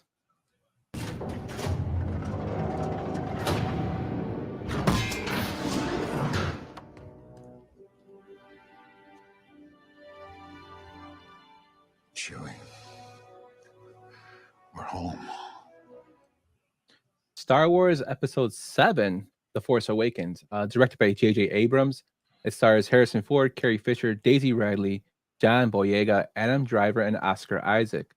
This movie had a budget of $300 million and made a whopping $2 billion at the box office. Chorizy, tell me about The Force Awakens. So I think for anybody who'd been waiting a really long time to get some new Star Wars, this was at least to me, was a welcome addition. I thought that they introduced some really interesting characters. I thought that Kylo Ren being like the emo Darth Vader was good. Like I liked all of the stuff that they brought to the table here. There's kind of endless possibilities of what they put in here, and I think that might have hurt them in the long run. Because I think people built up certain characters in their head that made it more difficult to see what would happen next. But I think overall, I enjoyed seeing someone brand new, a brand new Force user, a lot of good dark side stuff. The building up of the First Order is very interesting. Of like, yeah, this could totally happen if you're not paying attention. Right. And I think that they did a good job of showing how that would go down. I just generally like this movie. I think it's a good movie. It's definitely not my favorite in the series, but I think it's if you were going to rekindle this, I think this was a fine start to what they were building. Yeah, I totally agree. I do like the fresh perspective of that we got something new, and we're intricating a lot of the older characters to kind of build off that, which I thought was pretty cool. Of course, we know that Han Solo dies in this movie, so Harrison Ford finally got his wish, and he got paid $25 million for this job, which is they still wouldn't let him go though. Yes, they wouldn't let him go. But I do love that you brought back the old characters and you're expanding upon the universe. There are some questions I had about the movie, like I always thought that the lightsaber was a thing of skill, and then all of a sudden Finn picks it up and starts using it. So stuff like that. But I do love the villain in Kylo Ren. I love the backstory of it, and I love how he's presented and portrayed in this movie specifically. I will say, Finn uses the lightsaber against some stormtroopers and stuff, and then when he fights Kylo goes to the Darth Vader, I don't give a shit, one-handed technique, and just bats them all over the place. I mean, like it went how it should have went. I think the Daisy Ridley picking up the lightsaber from there, and it flying past his hand, and her being proficient with it is, on one hand, it's like, come on, how is this happening? But on the other hand, it is to say, and this is from the next movie, but the light rising to meet the dark as they become more and more powerful. That's this happening in this moment, and so I like that, and I like a lot of the little aspects of Rey just kind of coming into her own as a Jedi and figuring this out as she goes. I think the one thing that I would have liked to seen more of throughout the series that they introduce here is her psychometry. So like when she touches the lightsaber, she sees not only the past things that have happened to it, but the future things.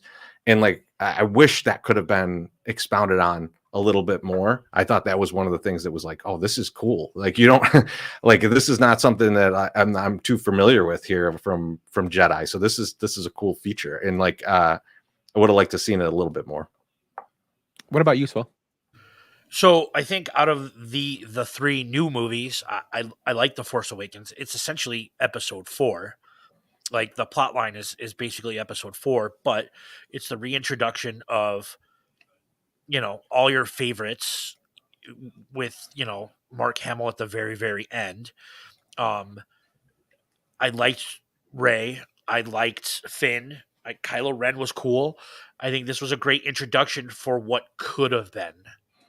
I think it's all downhill from there after that, though. I disagree. So a little backstory about this trilogy coming out. George Lucas actually wrote about another trilogy back after the prequels were done. He claims he didn't, but he did. It's been proven that he has. And he then went on to sell the company to Disney. So he claims that he wasn't against them doing their own thing, but now he's come out and said, yeah, he is, which I think is hilarious. But he did have basically an outline of some of the story that he gave to the writers that he thought maybe could help with the way they want to design everything. And the writers are like, nah, fuck you. We're doing our own thing, is what they did. Yeah, his checkbook wasn't against them doing their own thing. Yeah. But in terms of Rey, I found it really interesting that they actually had wanted Elizabeth Olsen to audition for the role. Oh, interesting. But her doing Scarlet Witch for the Marvel campaign, basically the shooting dates would coincide and they would overlap. So she didn't think she could do it. So she denied the audition. And another Marvel person that actually auditioned for Finn was Tom Holland. And he didn't get the role. And he says the reason was probably because when they were reading, the other person was doing the robot sounds of beep, bop, and he couldn't stop laughing. So he said it probably killed his audition, which I thought was kind of funny.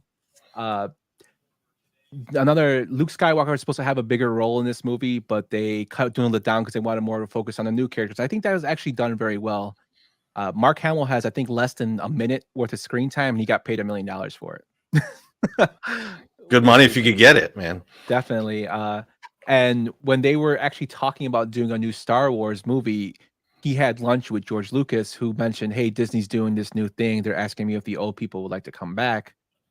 Hamill said he played it cool, but in his mind, he's like, fuck yes, I want to come back. And when they told Carrie Fisher, they said within the first 2 minutes of like finishing this, she's like, yeah, I'm back. So I thought that's kind of cool. I just love the fact they brought back all the old characters, and I do like the way they started. And I think out of the 3, this is probably the best one. But yeah, let's move on to the next one and see. The resistance is dead. The war is over. And when I kill you, I will have killed the last Jedi. Amazing. Every word of what you just said was wrong. The rebellion is reborn today. The war is just beginning. And I will not be the last Jedi. Star Wars Episode 8, The Last Jedi, released in 2015, written and directed by Rian Johnson, who did the Night Out series, along with Brick and Brothers Bloom, starring Daisy Ridley, John Boyega, Mark Hamill, Carrie Fisher, Oscar Isaac, and Adam Driver. This movie had a budget of $317 million and made a box office of $1.3 billion. Chorizy, tell me about The Last Jedi. I love this movie. I think a lot of people, it's very polarizing in the Star Wars world, but I love this movie. And a lot of this is about perceptions, right? And every kind of step of the way, people have perceptions of the other people in this movie, and they may be false, right? They may overthink like what kind of person this is, or like how powerful they are, or all these different things. And so it's a lot of getting past those things, right? Like even Luke is probably the most conflicted here, because he hates that he's like this legend, right? But he's important. His legend, though, is more important. That's what gives people hope, right? Like if you told the actual story of how he defeated the Emperor, right? Like, well, actually, he was about to die, and then his dad threw the Emperor down a tunnel.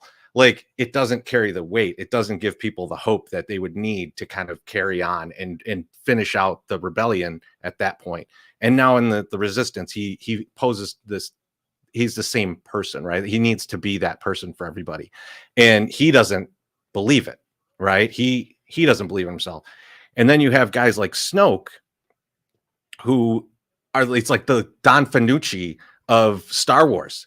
Like everyone built up in their head that this is like the most powerful guy, especially because there was 2 years between the movies for everybody to make up all these theories about how this is the most powerful dark side user ever. And it turns out, you know what? Not so great. That Kylo could just cut him in half.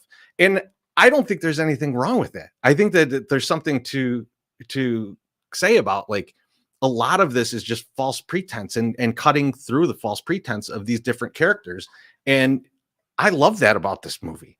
There's a lot of that in this movie, right? Finn's a hero of the rebellion, but he's also going to try and sneak out through the back door, right? He's not a hero, right? And then there's also the idea of like, are you sacrificing yourself for something that's noble, or are you sacrificing yourself for your own good, right? Like Kylo Ren and Rey in the same moment want to kill Snoke for very, very different reasons. And you start to see things like that. Finn is about to blow himself up, which seems to be like, oh, that would save everybody, but it's a very selfish act. And the selfless act is actually Rose getting him out of there. And like, that's the light and dark of this whole series, right? Even Yoda smacking Mark Hamill in the head and saying, I'll burn down all these books. I don't care. Like, that's not the important thing. You're being selfish, hiding here on this island. You're not helping anybody. And so there's a lot of that in this movie. And I think that that's a great bridge to what could be the finale. Now, we could talk about the execution of that in a little bit, but like, I think that this to me is, if you were going to give someone a middle and say, here, get us to what can be the end of this movie, I love it. And one last thing, because Yump, you mentioned the Marvel movies. I think there's a little bit of context that we need to have in this when we're talking about this, because if you guys remember that time frame, that's like Ultron had come out, and then you had Civil War, and people were like, there's too many characters. Why are there so many characters? Last Jedi takes care of that for you. They're like, oh, there's too many different, who am I supposed to be rooting for? Nope. Here's the two important ones. We've narrowed it down for you, right? And so I think that the movie hits on all of those things, and I love it. I love the movie. I rewatched it because I was like, do I really like this movie as much as I'm going to go and argue that I do? Yes, I do. Swell? So I shouldn't have said it's all downhill from here after The Force Awakens. I liked The Last Jedi.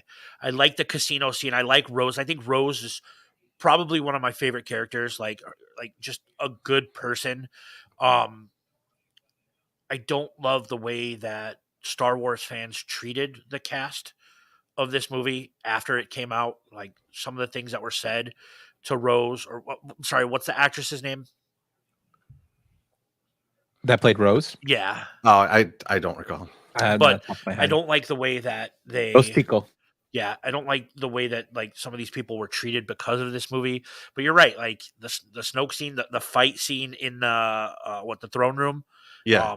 Was cool. Like I know we have Fids in here saying it was one of the most Yeah, to pull up that comment because I hate this comment. choreographed. I hate this comment so much. So the fight scene was one of the worst choreographed in film history. People do this all the time, and they like frame by frame the thing and go like, look at this. If you slow this down and you look at this, how could she have possibly kicked this guy forward? Who cares? You don't watch it at that speed. Everyone remembers he catches the lightsaber and goes right through the guy's face. That's what people remember. So like, I don't like this at all. The choreography, it looks cool in real time. I watched it the other day. Shit looked cool still. I agree that I like this movie. I love the way that the movie ends with the kids in the stable, like looking out, like gazing up and telling the tales of Luke Skywalker. I think maybe my hatred is just the finale of this series. It doesn't close well. So to go with, Fidz's comment of being the worst fight scene, I don't think it is. I mean, we all love The Godfather, and just in real time, you can see Sonny fucking totally misses the guy in the face when he punches him in the face. So I mean, Speaking of Brian right here. Yeah, but all you remember from that scene is him biting his hand, right? I mean, like that's what you take away from that scene. Like, and then Carlo gets a little bit worse after. Definitely.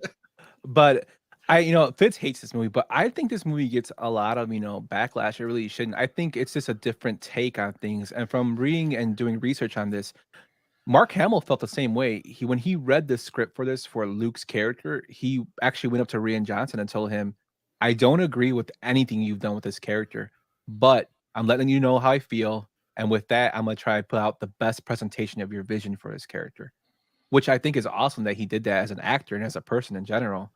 Like, there's just certain things in this movie that kind of don't make sense to me in terms of where they're going with it. The Benicio del Toro, character, is he coming back? Is he, that's something that wasn't even explained in the next movie. I don't know if they intended him coming back and having a different role. I think the thing that I liked what he was supposed to represent, and what he was supposed to show was, I think in movies like in Rogue One and things like that, where you have people like, you understand that the Empire can exist because people just don't look up, right? They just go on about their daily lives and things like that. This is a different representation of if it's profitable for people, they're willing to overlook how horrible things are. That's what the casino is supposed to represent. That's what Benicio is supposed to represent. He's not a good guy or a bad guy. He's just a guy out for himself, right? If you look at, in Andor, the Aldani scene is the Aldani heist, which I hope you've gotten to it by now, so I'm not spoiling anything. But each of the people in that heist are there for their own reasons, right? And some of them are good, some of them are bad.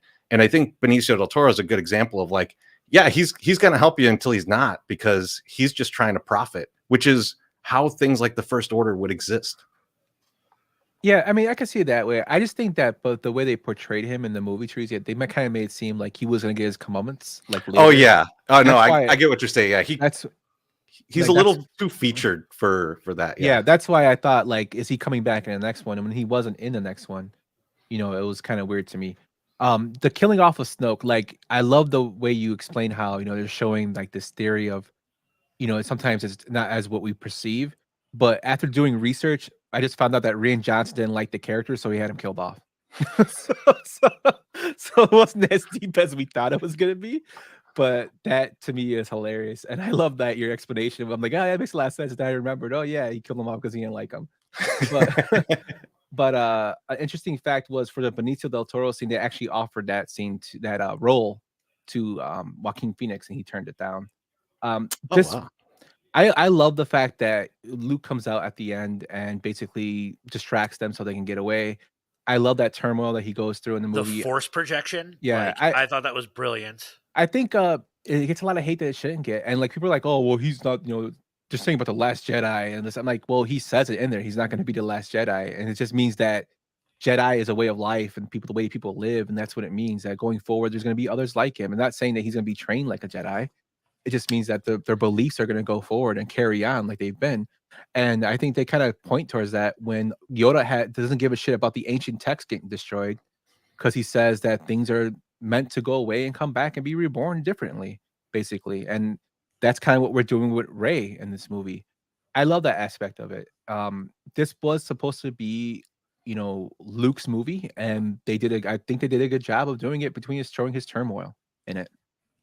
Yeah, I mean, like him being positive in this movie would have been ridiculous. Like he invented Kylo Ren, right? I mean, like it's his, he's part of the reason that this purge is happening, right? Like, I mean, so I think he has to be kind of distraught and off. Yeah, and I my buddy would kill me for not mentioning this. I thought the cow scene where he drinks the milk was fucking weird. Yes, it was. But this movie gets a lot of hate that I don't think it's really warranted towards it. But let's finish it off, guys, with our last one. I miss you, son. Son is dead. Now.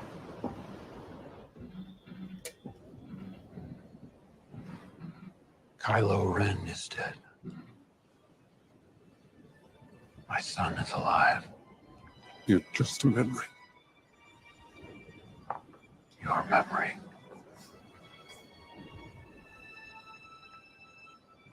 Come home. Star Wars Episode 9, Rise of the Skywalker, released in 2019, directed by J.J. Abrams, starring Daisy Ridley, John Boyega, Oscar Isaac, Adam Driver, Ian McDermott, Carrie Fisher, and Mark Hamill, at a budget of $275 million and made a box office of $1 billion. Swole, tell me why you dislike Rise of Skywalker. I mean, like it's not complicated why I dislike it. It's like they built up some of these characters so much in the first two movies, especially the one that I'm referring to is Rey. I was so very excited to see what was going to happen with Rey, and the finale, or what she is, or how her powers were explained, was a massive letdown. It's kind of like, the ending of a movie where you wake up and it was all a dream, right? Like this is what you had like 8 years, 9 years to come up with. Like, come on, do better. Yeah, the fight scenes, the special effects, everything was cool. I don't, that stuff didn't bore me, but it was a massive letdown in terms of what it potentially could have been. I think that's my beef with it. And it turned me off to Star Wars for a while. Like I said, I didn't watch Mandalorian. What got me back into Star Wars was the ObiWan series. Like, I watched that and I was like, holy shit, this is why I love Star Wars. This is why I'm into that. But yeah, this ain't it, is what they say. For me at least. How about you, Chorizy? I think I saw this I think I might have saw this in the theater twice. Kind of like going back and going like, I must have missed something. Right? Like, I mean, like, because there was so much that like is not explained or just like kind of like glazed over like really quickly. Like the Poe Dameron line of like the Emperor's back somehow. All right, let's move on to the next thing. And then like the dyad of the Force thing later in the movie, you're like, have I heard of this? Like, has someone mentioned this ever? And so like there's a lot of things in the movie where I was just like, I watch a lot of this stuff and I pay close attention to a lot of this content. I can't imagine someone going in who is not familiar and going like, I understand what's going on. So like it's a lot of that to me is like, it almost feels like, and I can't believe I'm asking for more of this, but it almost seems like this should have been like a 2-part movie, like so that they could have had more time to explain. Because if you read the book, like they clean up a lot of this stuff in like a couple sentences, right? Like they just give some more explanation. And I feel like, what's the guy from Lost that's in this? Is it Dominic? I forget what his name is, but he's very much a bit part in this. And you saw like they announced him early, like, oh, this guy's going to be in the movie, and you're like, oh, then that should be pretty interesting. And like in the book, he knows like everything about the Sith. Like he could have been kind of useful to explain what the heck's going on. So I think there was like a lot of misses like that where they could have done this. I mean, overall, I don't love the story. I thought when I was at Star Wars Celebration and the Emperor or Ian McDiarmid popped out and was like, you know, you hear his laugh at the end of the trailer and you're like, oh shit, he's coming back. I thought it would be as kind of like a Force ghost. Now on the Sith side, they typically haunt an object or something. So I was hoping that like Vader, a part of Vader was still in the Vader helmet, and the Death Star, like the Emperor still in the Death Star, and like this is how we're going to turn Rey to the dark side a bit, and like that would be the turmoil of the movie. Maybe I shouldn't have built something up like that in my head going into the movie, but like it definitely, I would have preferred a story like that, and where it could really focus on her and Kylo Ren and their, you know, their ultimate battle instead of a battle against the Emperor. I didn't love that. That said, I've watched this movie like 4 or 5 more times. It's it's fine to me. I can watch it. And in theory, they're all like okay to rewatch, right? Like even like Attack of the Clones and Episode 1, like I'll sit down, I'll rewatch it. I mean, I'll play on my phone while I do it, but like I'll rewatch them and like whatever, fuck it. This is no different. Like it just could have been so much more than what it was. Yeah, I mean, like I wouldn't be here talking about these movies if I didn't genuinely enjoy them and watch them over and over. But I'm critical about them because this is just like I'm critical about the White Sox. That there's something that's important to me, and when they let me down a little bit, like I want to talk it through. But at the same time, I'm showing up the next day. I'm watching this again. You criticize the ones you love the most, right? Like exactly. You know, my dad still calls me a fat ass to this day. Like, you know, it's just one of those things. Yeah, you know, I don't think this is, like I said, I still think that Attack of the Clones is probably the worst movie in all the franchise. I just think that a lot of the issues in this movie was probably caused by Leia dying, by Carrie Fisher's character dying, her in real life dying. Because, like I said previously, The Last Jedi was specifically for Luke and Mark Hamill. That was his time to shine. And from everything I was reading, J.J. Abrams really had it out for Carrie Fisher being her time to shine in this movie.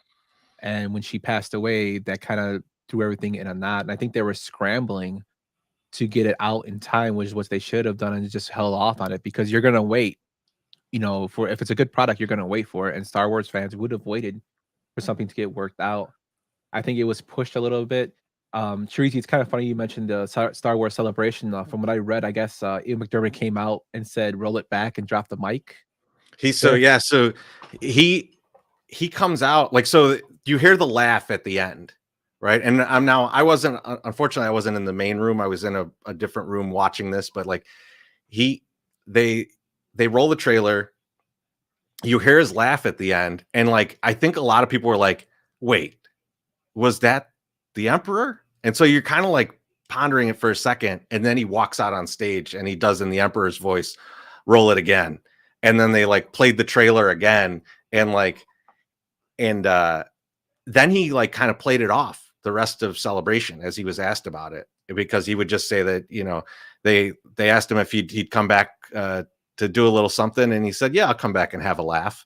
And like, so it wasn't even clear after Celebration if he was in it, or if he just like was like, they just put his laughter over it to say like, this is the culmination of the entire saga. So it was like, you didn't really know. Yeah, and it's crazy because I was reading an interview he did with Digital Spy, and he said, quote, I thought I was dead. I thought I was dead because when they did Return of the Jedi, I was thrown down the chute to galactic hell, and I thought the Emperor was dead. And then they said, oh, he can come back. And I said, no, he's dead. So I just accepted it. He goes, then they said that they want to do the prequels, which is something he didn't think he was going to be involved in. And when he started doing the prequels, then he kind of got in his mind, well, I guess they could bring me back if they wanted to. But he accepted he was dead until they actually presented the movie to him. That whole story to me was kind of weird. But looking back through research, I haven't read any of the books, but apparently a book called Darth Bane explains, like you were saying, hinting earlier, that they can transfer their essence into objects or people. Yeah, that's actually been a lot in the comics too. And in Yump, we actually talked about this because we were talking about could they backtrack from these movies, and I was like, no, I actually just read the most recent book, and they doubled down on all of this. But in that book, there is a mask of a old Sith, our dark side user that's possessed by him and is possessing the person who's wearing the mask. And that is great stuff. Like, you listen to that book or read it. I don't read anything anymore. I just listen to books. But I listen to it, and it's awesome. Like, it's a really cool version of that, of like a Sith kind of Force ghost. And I think that they could have done some of that a little bit more. And Fids, yeah, Darth Plagueis is awesome. And I am very hopeful that the Acolyte is going to be about Darth Plagueis, which would be really cool. If we're gonna say it, we're gonna say it right. It's Darth Plagueis the Wise. That's true. If we're gonna give him his credit. That's a great scene in episode 3. By the way, we didn't really touch on it, but the theater scene in episode 3, yeah, absolutely. Awesome. And the fact that they were going to do it in his office originally, and then they were like, "Let's do this weird opera thing." Perfect. Like, that was one of the best decisions of the prequels. Yes, that really was. So now that we've gone through all the Star Wars, how would you rank your top? What would be your favorite and then your least favorite from each of you guys? You don't have to go 1 through 9. Just give me your favorite and your least favorite. Yeah. So, I mean, Empire is my favorite. That's the one that I go back. I probably watch Empire 3 or 4 times a year. I watch it that much. And then my least favorite is probably Phantom Menace, just because there's so much other good Darth Maul content that I would watch first. And like, so much of that movie, to me, is kind of throwaway content. So like, if I'm going to watch the prequels and not watch episode 3, I'll probably go find a fan edit on YouTube and just watch kind of the main pieces. Nice. What about you, Swell? So my favorite, it alternates between Empire and Phantom Menace. Fuck you both. Just for nostalgic purposes and what the movie means to me. I get it. We've already had this discussion.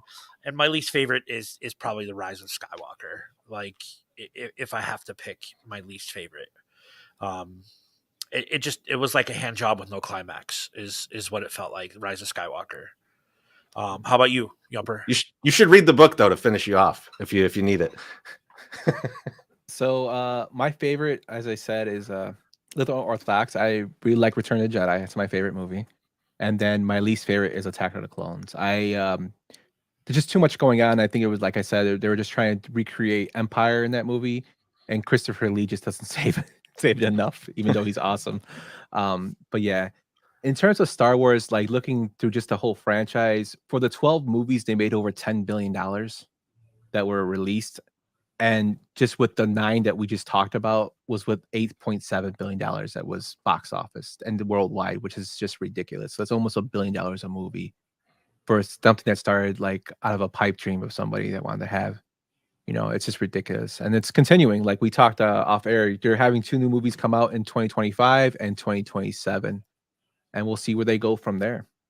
I'm so excited for Taika Waititi to get a movie. I hope it has nothing to do with any of this, and it's just like all aliens. Like, I just want an all alien Taika Waititi movie. I think it'd be just wild. Yeah, I would love to see like a new, fresh perspective, kind of distancing away from the normal characters that we were introduced to. That would be kind of nice to have. Before I go, I want to thank you guys for having me on. I know we're coming to the end here. You don't need to thank us for having you on. We need to thank you for being on. Yeah. I appreciate that. And I love talking Star Wars with anybody. And like, I think one of the coolest things about this whole thing was that my least favorite movie, Svo, was your favorite, because I think that's what's cool about this whole Star Wars universe. I mean, like when Bernsey and I were at Celebration, I sat in a line to, I forgot what we were going to. I think it was a Rebels thing.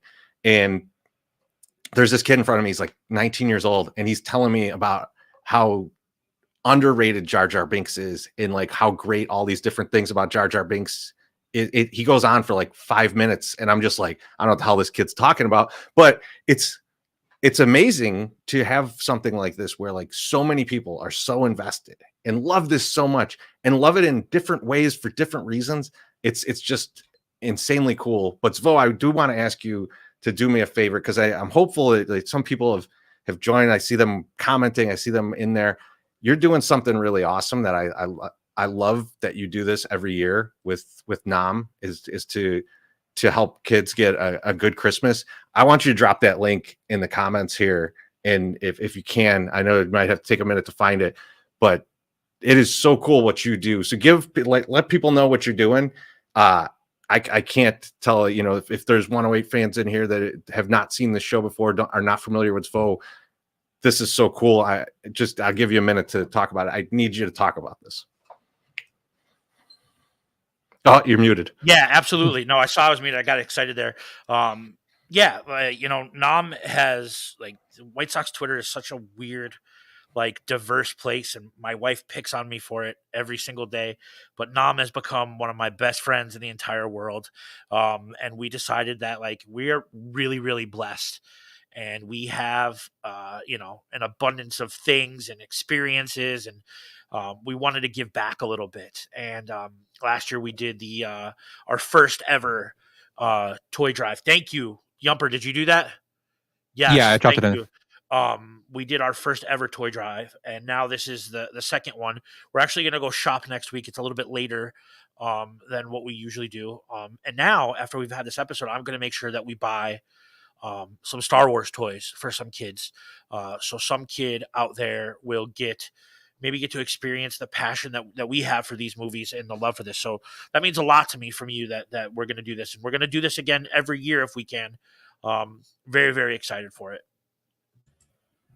Yeah, I think it's really cool that Swole and Nam do that. Just working in the community like I've been doing, my previous career and what I try to do now in terms of charity and stuff like that. Just little small gestures like this do mean a lot to people who are struggling. And as a kid, I was fortunate to have, to get toys as a kid and see kids without toys that, are good kids, just unfortunately don't have the money for it. Stuff like people doing things like this will make an impact on them, going forward, that there are good people out there that are trying to help. And you guys do an excellent job. Nam is a little bit more quiet in terms of, how good of a guy he is, except when he talks about shit to me about losing weight during the 108 weight loss. But you guys are excellent right now. Yeah, you guys are excellent people. And Chorizy, like, dude, I love bullshitting with you. Every time I chance, we get together at the games, I always try to bullshit with you and we go back and forth. Thank you so much for coming on, my man. Like, you're always welcome on here. Anything you want to talk about. Same thing goes out to, Beef and MSS. You guys support that you've given us throughout the whole year, means a lot to us for such a little, we're a little like peons compared to you guys, but just like the guidance you guys are giving us, the support, everything like that, the constant reaching out, it means a lot, and we really appreciate it. To quote, since it's a movie show, I'll quote one of my favorite movies and say, "The pleasure is all on this side of the table." All right. Do you want to plug your shows, my man? Yeah, of course. So I would say if you want to get where all the best content right now is coming into, I would say go to youtube.com/fromthe108. We've got a bunch of stuff going up there right now. So we've got Beef Loaf's doing a question of the day every day. Our guy Brewhand Luke is doing a Christmas beer every day for the 24 days up until Christmas. Our Star Wars show is there, the one that I do with Josh Nelson. And then, of course, our weekly podcast is done there as well. And then fromthe108.com is the main thing. And you could get me on Twitter, is where I'm at most, is at Chorizy, or you can follow at From the 108. Cool. Thanks again, Chorizy. I dropped the link to you guys' YouTube in the chat. So if you guys haven't subscribed to them, please do. I do love the Southside point of view, and I tune in every Thursday to hear you guys bullshit about whatever. So I love it. Thank you. Yeah. Thanks, guys. And thank you, Chorizy. Take it easy, my man. Swole, that was excellent, dude. That was fantastic. That went way better than I could have imagined. What do we have? What do we have coming soon, Yump? So, for our coming soon, we're actually gonna go with another member of the 108 community, and we mentioned them earlier. We're gonna go with King Nam, and we're gonna discuss Christmas movies, something Nam's very passionate about, as the motherfucker put up his tree right after Thanksgiving. No. It was the day after Halloween. Day after Halloween, yes, Jesus Christ. So we're gonna do some Christmas movies with King Nam. So that should be a fun show.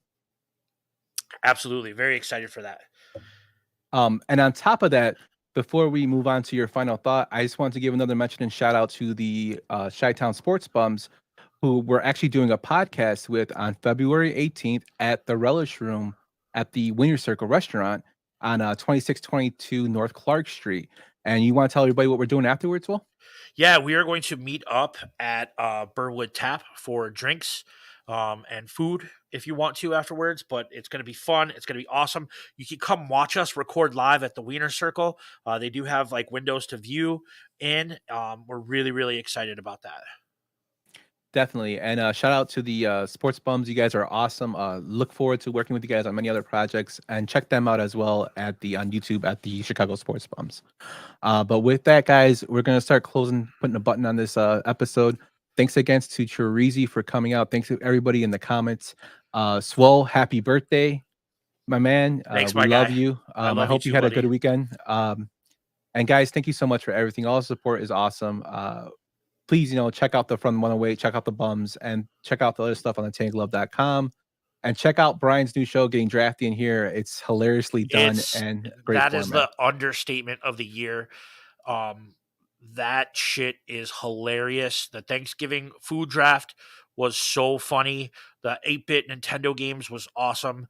I absolutely love it. I'm so happy he's part of our family and not with not that we compete with anybody, but I'm so happy that he's part of our family and not with someone else, because that shit is hilarious. Definitely.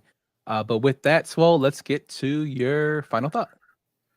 Awesome. So my final thought this week has to do with something that I'm very, very passionate about, and it's punctuality. If you're going to go to an event, whether it be a White Sox game or a movie, last night my lovely wife took me to see Bert Kreischer. Everybody knows The Machine and his stand-up routine. Show up to the event on fucking time, because I don't want to have to get out of my seat 10 fucking times with your flashlight on your iPhone in my face because you couldn't get to the venue on time. It says it on the ticket. Show up, get to your seats, and let me watch what I fucking paid for. That being said, thank you all for watching our episode, tuning in live today. We appreciate you all. Toy shopping is happening this week with Nam, and we're very, very excited. So we'll see you guys soon. Deuces.